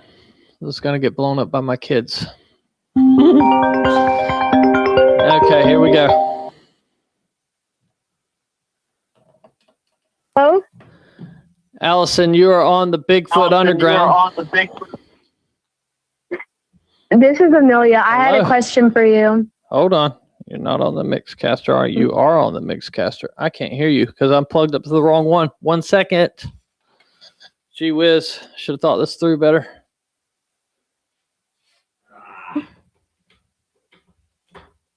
Okay. Say something? No. Hello? Hello, Allie. You are on the Bigfoot Underground. What is it that you want to know? I had a question. Okay, And hurry this is up. Amelia, by the way. Okay, Amelia. What is it? Okay. Is your refrigerator running? Oh my gosh. I've got a serious call coming in. I love you. I'll talk to you soon. Okay, bye. Bye-bye. You're on the Bigfoot Underground. Hello. There we go. Lubbock, Texas. Hello. Hello. You're on the Bigfoot Underground. Swap it back. Can you hear me? Who have I got? Can you hear me? Yeah, I can hear you, Stacy. What's up, brother? How you doing, buddy? I'm doing good, man. I'm doing good. The podcast is great tonight. Brian and Diane are amazing, dude. Yeah, they were good guests, man. I was lucky to have them on tonight. Yes, sir. Yes, sir. Yes, sir. Are we still live? Yeah, we're still live, brother. Excellent, excellent, man. I can't see the podcast while I'm talking to you, man. Yeah, there's a million questions for these two folks, man, and for everybody listening. You know, you see one of these damn things, brother. Me and you did this podcast, man, almost a month ago. Yep. And you know, these things are real. You know, and people need to know it, right? They do, and that's what we're trying to get out here. And I'm trying to help people weed through the grass, because there's a lot of tall grass that will stray people the wrong way. There is, and you know, my advice for Brian during this podcast, and they were talking about the creek and the rocks being thrown at them, and you know, this is their property. Am I correct? So they're having this stuff happen. It sounds like at a fishing hole near their property, but it's not theirs. Okay. And I don't know where Brian's enthusiasm is. You know where mine is. Mm-hmm. You know, I would encourage him to get out there, yeah, definitely go out armed for sure. I do. I'm heavily armed when I go, just in case things go bad, and that's the only reason why. But to get out there and maybe educate itself. Right. And of course, we don't know if Diane needs to go back out there or not on something like that. But if Brian could find some people to go with him, one or two people, don't go alone like I do. That's stupid. But I've got a couple of researchers since we did the podcast that are coming at me now. We're going to hook up. I've got a crazy hot spot, my friend. I've got two individuals, different tracks, same trail, a week apart. I've got a 13.5 inch track, about 40 yards worth of it. Some of that goes through the leaf litter. And then, it steps off onto a log and has to go into this creek, man. And then, cause there's nowhere else, there were no other tracks. And then a week later, going back through there and resetting my view on my game camera, because this thing came from the north, and I've got this game camera pointed north down the river, and on the same trail a week later, I had a small one, and I'm talking 7 inches at the most, probably 6.5 inches. By about 3.5 inches wide, flat toes, both prints, great prints. There's activity out at this hot spot. And the crazy thing about it is, dude, is we don't know when they're coming through, but they are coming through. They came through a week apart. And, I encourage Brian, to maybe, get a little more familiar with what's out there. Because the guy's a great dude. He was a great guest, and his wife, she was amazing. She was awesome. Very courageous for her to even step up and speak up like she did. But for Brian, if he's this intrigued about the topic, maybe he should delve in a little bit more. I did. I was real apprehensive in the beginning, and I said that in our podcast. I was scared to death, man, and who wouldn't be, but just people need to be aware of their surroundings. And I had talked a little bit there in the comments about Barbara Shoop's cloaker video. That's a good one, and that dude. was pretty impressive. Yeah. I'm sorry. That's a good one. It is a very good one. And, that right there set me into a different mindset whenever I go into the woods. Of course, when you go in, your head's on a swivel, not only looking for the snakes and anything else that can get you.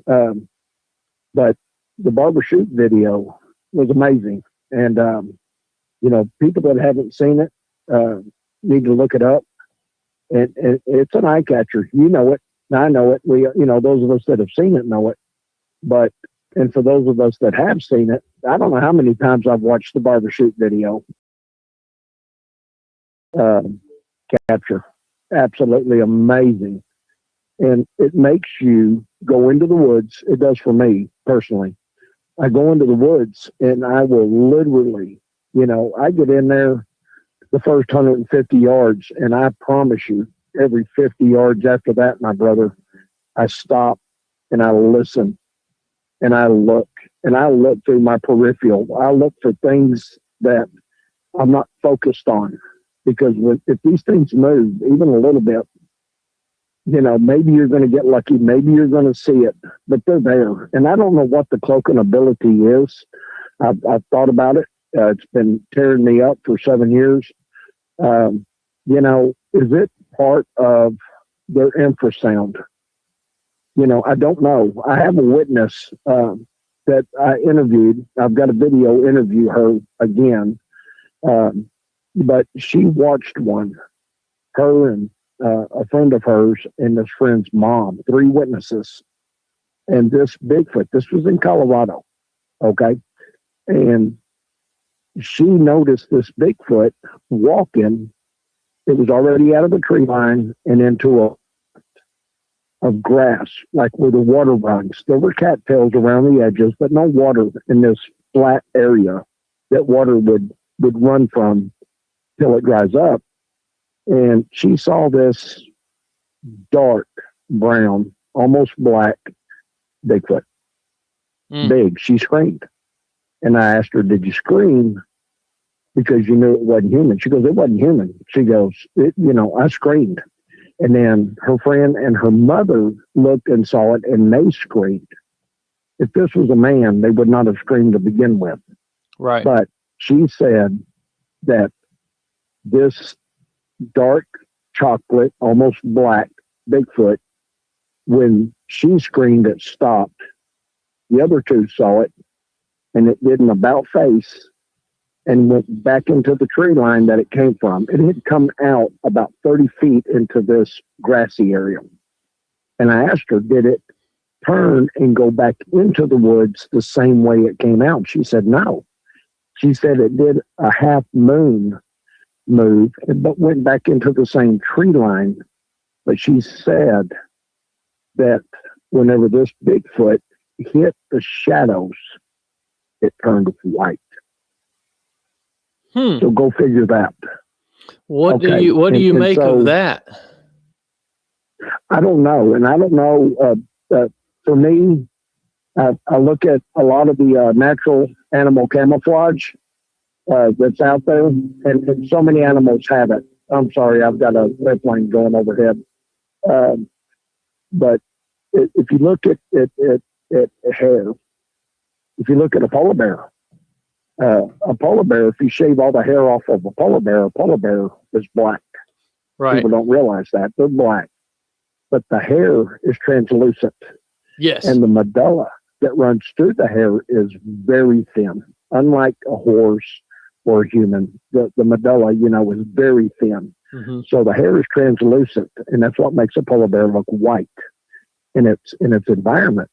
So when you get to natural camouflage, if these things don't move, you're not going to see them. You're not going to see them if they don't move. I walked right up on a rabbit, and it was right there next to my right foot.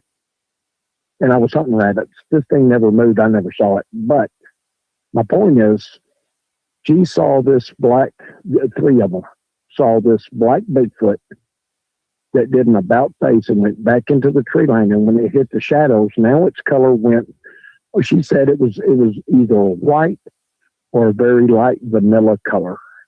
And she said it was big. And after I said, how big do you think it was? And she said, I don't know. It was taller than anybody I've ever seen in my life, even on TV. And I'm like, okay. So I've got to get this witness videoed. Period. Yeah, you sure do. And let her tell her story. Yeah, it's an amazing story. It's an amazing story. And that was in Colorado. But, what really stands out to me on that was that out in the sun, it was a dark chocolate to almost a black. And of course, the one I saw, I told you it was jet black, just jet black. But she said, of course, whenever it hit the wood line or it hit the shadows of the wood line, it went to this white, this light vanilla maybe color. That's pretty amazing, if you ask me. And that right there in itself runs me back to the barber shoot video. What are these things capable of? And is the infrasound, we know that tigers and lions and elephants and giraffes and a lot of animals, whales, have the infrasound. Mm-hmm. And they stun their prey. And it makes it easier for them to eat. And so with the infrasound, and if the translucent hair is what maybe it is, I don't know. None of us do.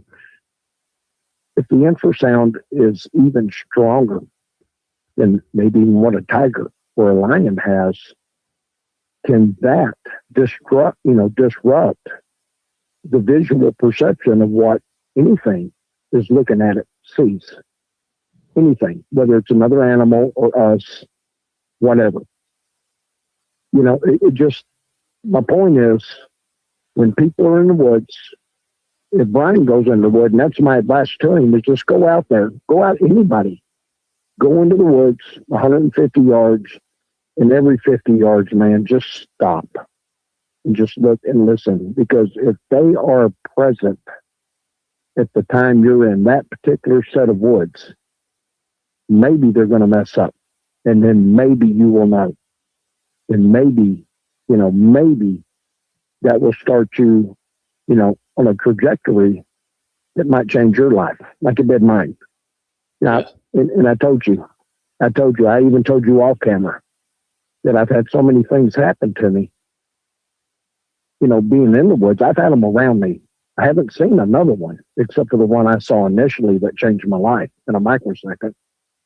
But I've had them around me, and you can tell. And one of my questions in the comments, Stacy, was, did they ever have a sense of infrasound being sent their way, even in the least? Yeah, because they there said are times, brother. They said no.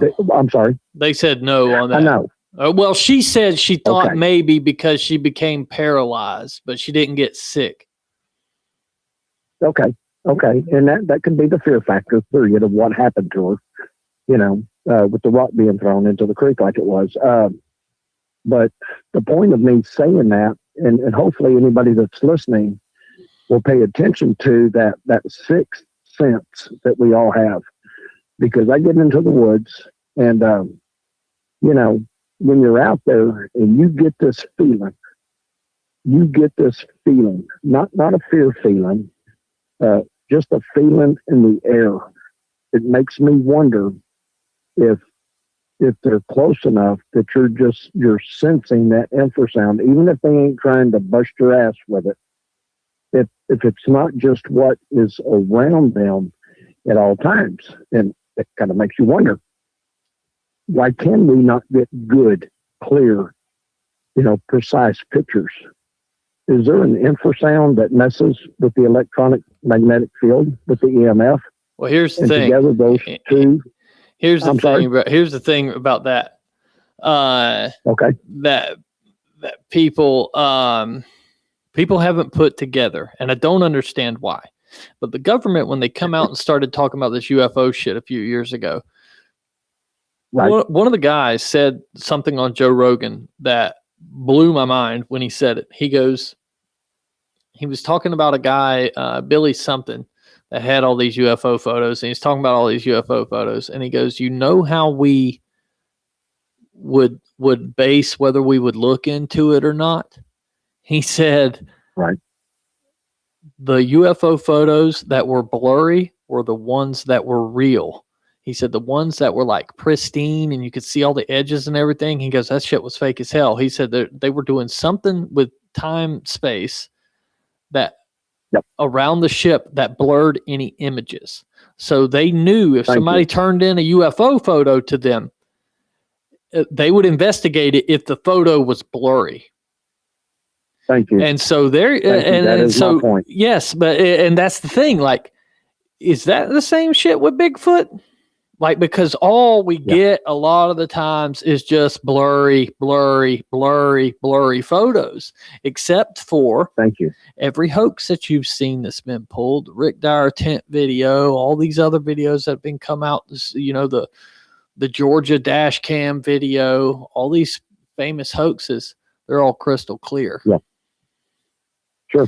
And so I wonder if that's not something like the abilities you talk about, if they don't have something like that as well, the Bigfoot. Okay. And right. And that's what I'm talking about with them carrying, not just projecting an infrasound, but just constantly having it about them constantly. In our podcast, I said 900 to 1,000 pounds, and I explained why I come to that number.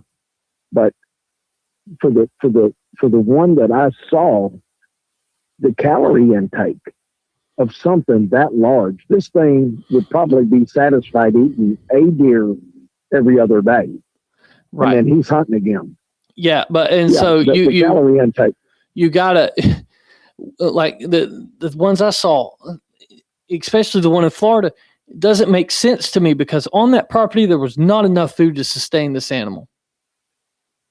Right. And when you're talking about he would probably have to eat a deer every other day. Okay. Fuck, Yeah. you know how hard that is to hunt a deer and catch it with your hands and kill it? I mean, it's probably easier for them, but let's just say, you know, if that Bigfoot's 30 years old, he's had to do that for 15 solid years. You know what I mean? Half his life has been having to try to catch a deer. You're one injury away from starving to death if you're that big. So it makes no sense that the creature be that large. To me, I've always had a problem with that. I really have. I've always had a problem when I'm thinking about it. It's like, they're too fucking big to be normal. Absolutely. Just my opinion. And the stealth. Right, and that's another thing. Of these things. You don't fucking hear them till they're right up on you, and it's like, how did I not hear you? Absolutely. So, absolutely. I know I've had them around me, and you have too. You've had them around you and never heard them approach. Did we walk up on them? Probably. They see us coming. They see our vehicle showing up, and they watch us. They watch us, man, and they stay back. It's what they do. They know the second we get. Enough, they know the second we shut that car door. Damn right they do, man. And so we're going in there like idiots into their world. Mm-hmm. But you know, we're looking. And for me, I literally try to clear my mind. I try to clear my mind and go in there with not with my mind thinking of the intent, but with me just walking around, looking on the ground, you know, always looking for snakes in the trees and shit. But listening and just trying to keep my mind clear, because they know you're absolutely correct. They know before we even get out of the vehicle that we're there. Right. And literally every creature within 50 yards, I don't care if it's a lizard, a bird, a deer, a rabbit, everything in the woods for 50 yards in any direction already know you're there long before you ever see them. Oh, yeah. Period. You know, and there's a thing about fucking remote viewers. Here's another thing. I'm not saying I'm a remote viewer. I'm not saying I'm a psychic. I'm not saying any shit like that. But I'm going to tell y'all something that has happened to me throughout my life, and I would not believe it if anybody in the chat right now was like, "Oh, that's never happened to me." But I can be here, and it's going to be hard for you to sneak up on me because I'll know you're here. I'll be able to sense you're around me. You know what I'm saying? Does that make any sense? Have you ever experienced anything like that? You know, it's like before you walked into the kitchen, you kind of knew somebody was in there. Yep. It's part of being in tune with your senses. Sometimes you're not even trying. You're just born being more in tune to that. You know, and I know Cliff Barrickman, watching him, he had made a statement about, you know, you can be in another room and a TV can be on. It can be muted. It can be turned all the way down. You can be in the other room and you know that TV is on in the other room. You can sense it. Yes.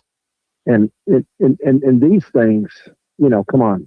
When we step into their world and they're so in tune, you know, we're completely out of our element, you know, completely. It's like us getting into shark infested waters. We should not be there, but we're there, you know, and people do that. Okay. So they're so in tune. And if they don't move, Stacy, if they don't move, brother, we'll never know they're there unless we smell them. Well, unless we smell them. Or the problem is we're too distracted. We're too loud. Like there's an a picture I remember from my childhood, and it was this guy sitting on a couch or a chair in front of a TV, and while he had a TV on, he still had something hooked up over his eyes. He's guzzling food. He's got a wife beater shirt on. His belly's hanging out. You know, really gross. What was it? It was a damn Pearl Jam video, I think. But they had this, and all the humans were like this. And I'll be damned if we ain't all like that. Like we're so cut off from the way we're supposed to live in this reality. And maybe I shouldn't go down this rabbit hole, but fuck, man, it's y'all ain't going to find a goddamn butterfly the way we are now, let alone a Bigfoot. Thank you. Thank you. You know? So what we look for is, we look for the evidence, man. We look for the evidence, and, and there have been so many people that have been blessed enough to be within the presence of these things and then realize it, or the Bigfoot's had enough and he either moves on or you're getting too close, whatever the reason may be. You got to get lucky, and you got to go where documented sightings are. You know that, and I know that. It's like, if you're going to look for a butterfly, you need to go to where butterflies are gathering. Okay? Mm-hmm.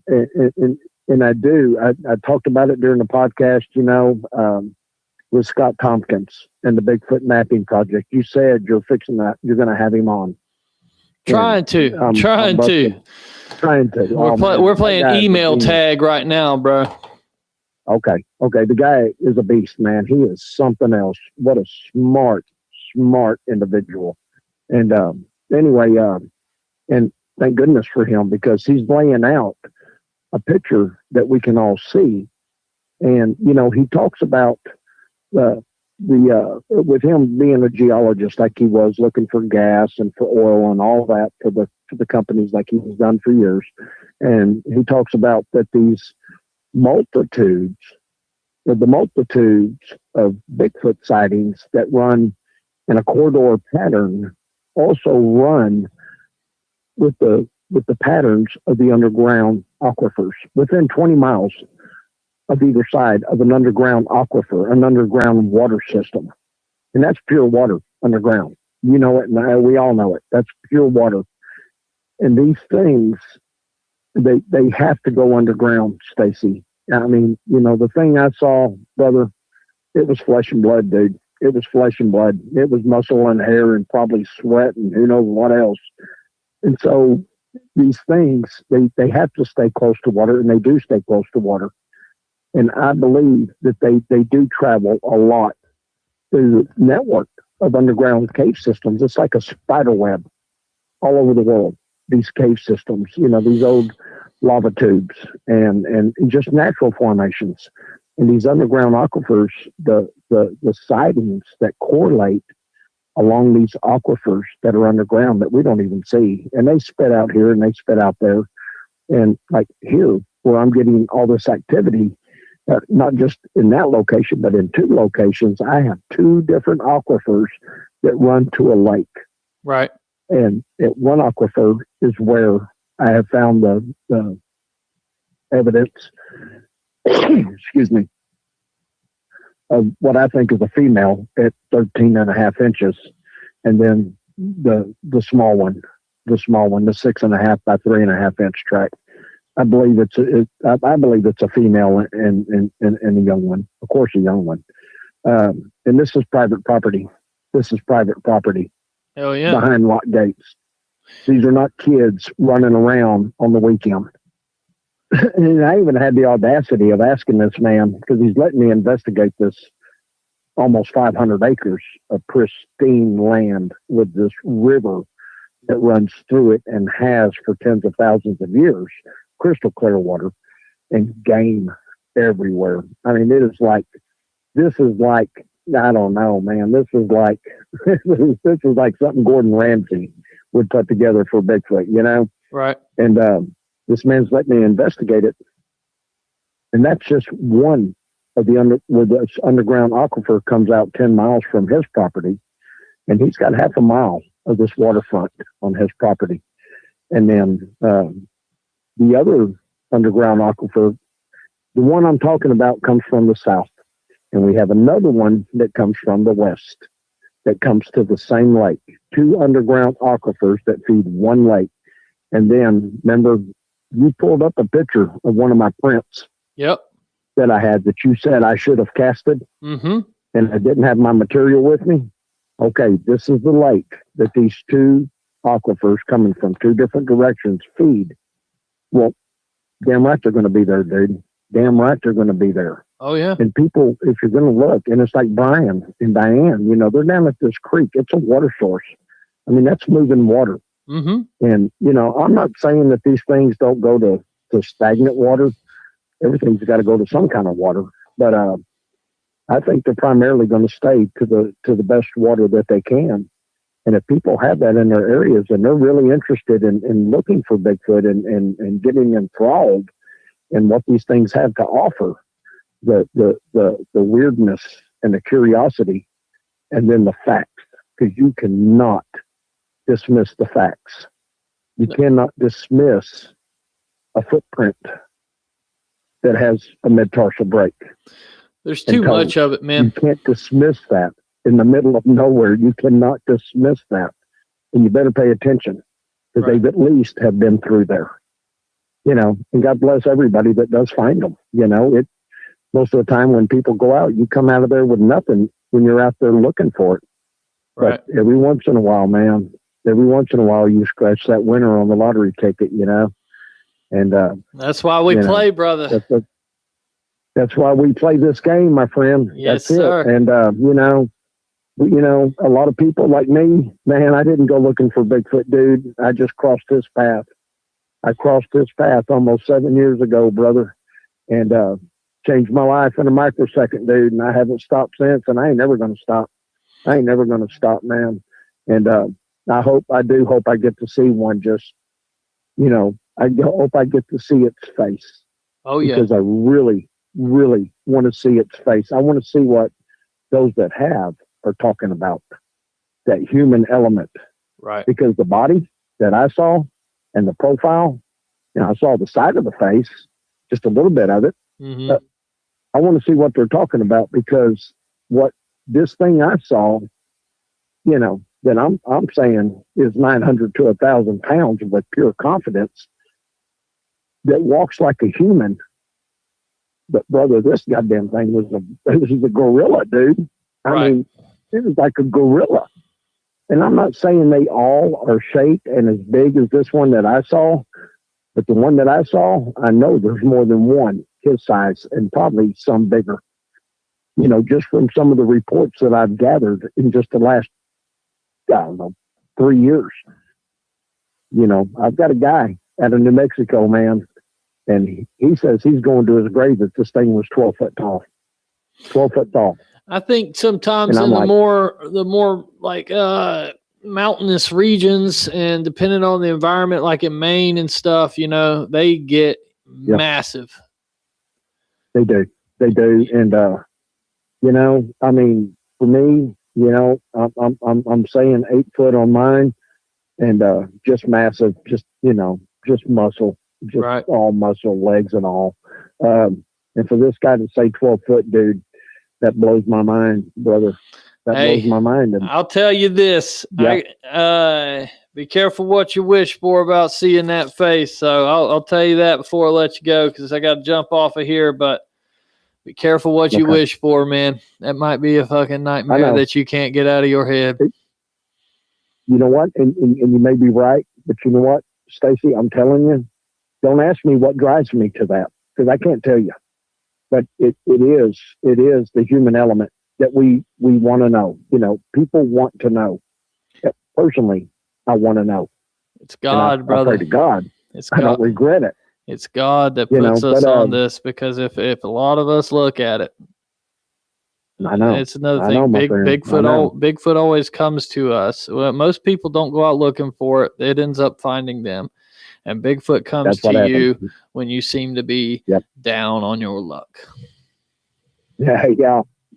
And but I did not mean to eat up your phone line tonight. No, man. You're good, brother. I just wanted one call, and you fucking nailed it. Except for my daughters asking me if my fridge was running. So. Oh shit! Excellent, man. But you know what, man? You got some of the best people up in the chat, dude.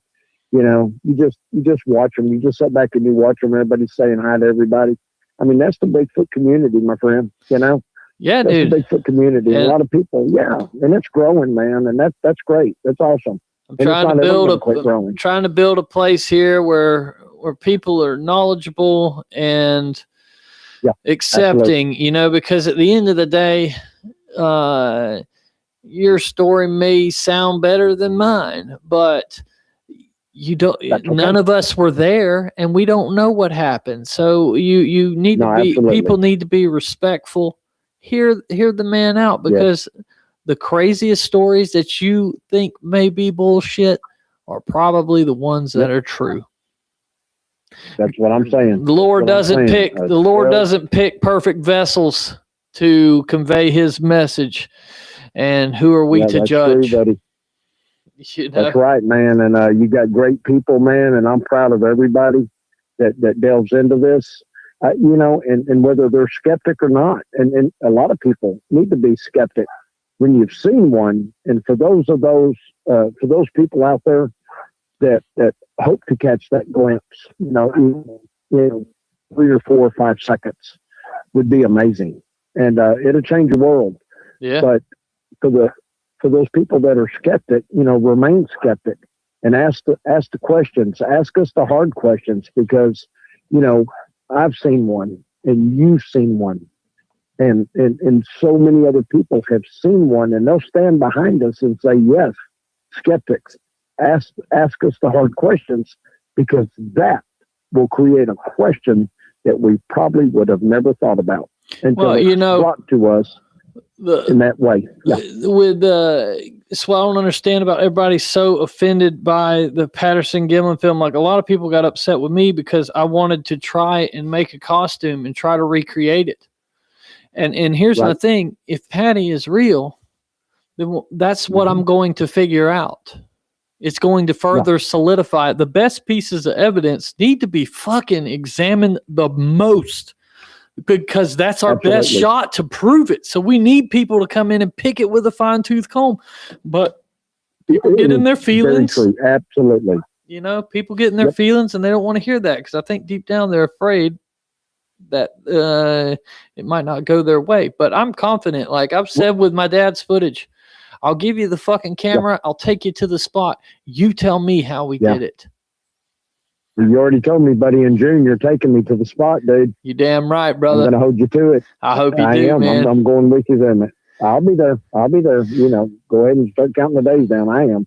All right. Well, buddy, let me get off of here, man. I got to wrap this up. I got like 3 hours of editing to do. So, oh, crap. Oh, okay, yeah. No, I don't. All right. Well, you know I love you, brother, man. I'll stay in touch, man. Please do, brother. I can't wait to meet you. I will. I'll get some more evidence, man. I'm going to shoot it your way, man. I need to shoot you those tracks that I documented out there south of here. Hell yeah, brother. Right on, dude. Absolutely, brother, man. All right. Take care, buddy. Thanks for a great show, Stacy. Bye. Okay. All right, everybody. So that's the show for tonight. I hope you all enjoyed yourself. A little bit of everything here tonight. We had some good guests. We had a good call in. We had our first prank call. It took that long, and my daughter's finally doing it for somebody to prank call this show. But I love it. This is why I do it. The reason I did the call-ins was because of, if you can get on YouTube, like, here's your homework. Here's your homework, cave dwellers. Get on YouTube and type in Harley Davidson call-in show. There's this guy doing a motorcycle show, and the same people just keep calling back in different voices and just like ripping this dude, and it is hilarious. So, y'all check that out. That was actually the reason I was like, fuck yes, I need to do call-ins, because I would hope that would happen, and it never happened. But whatever. Maybe we'll see more of it. Maybe Amelia got the bridge finally complete to where the prank calls will come. Anyways, everybody, we'll be here Friday night. Got a great interview with Mark Muncy. It's not really Bigfoot related. There is some Bigfoot stuff in there. We talk about O'Cheesy Pond and some other things, but we mainly go into folklore and things like that. He's a damn folklorist, author, and a wealth of knowledge. I really think y'all appreciate the show. So, anyways, till next time.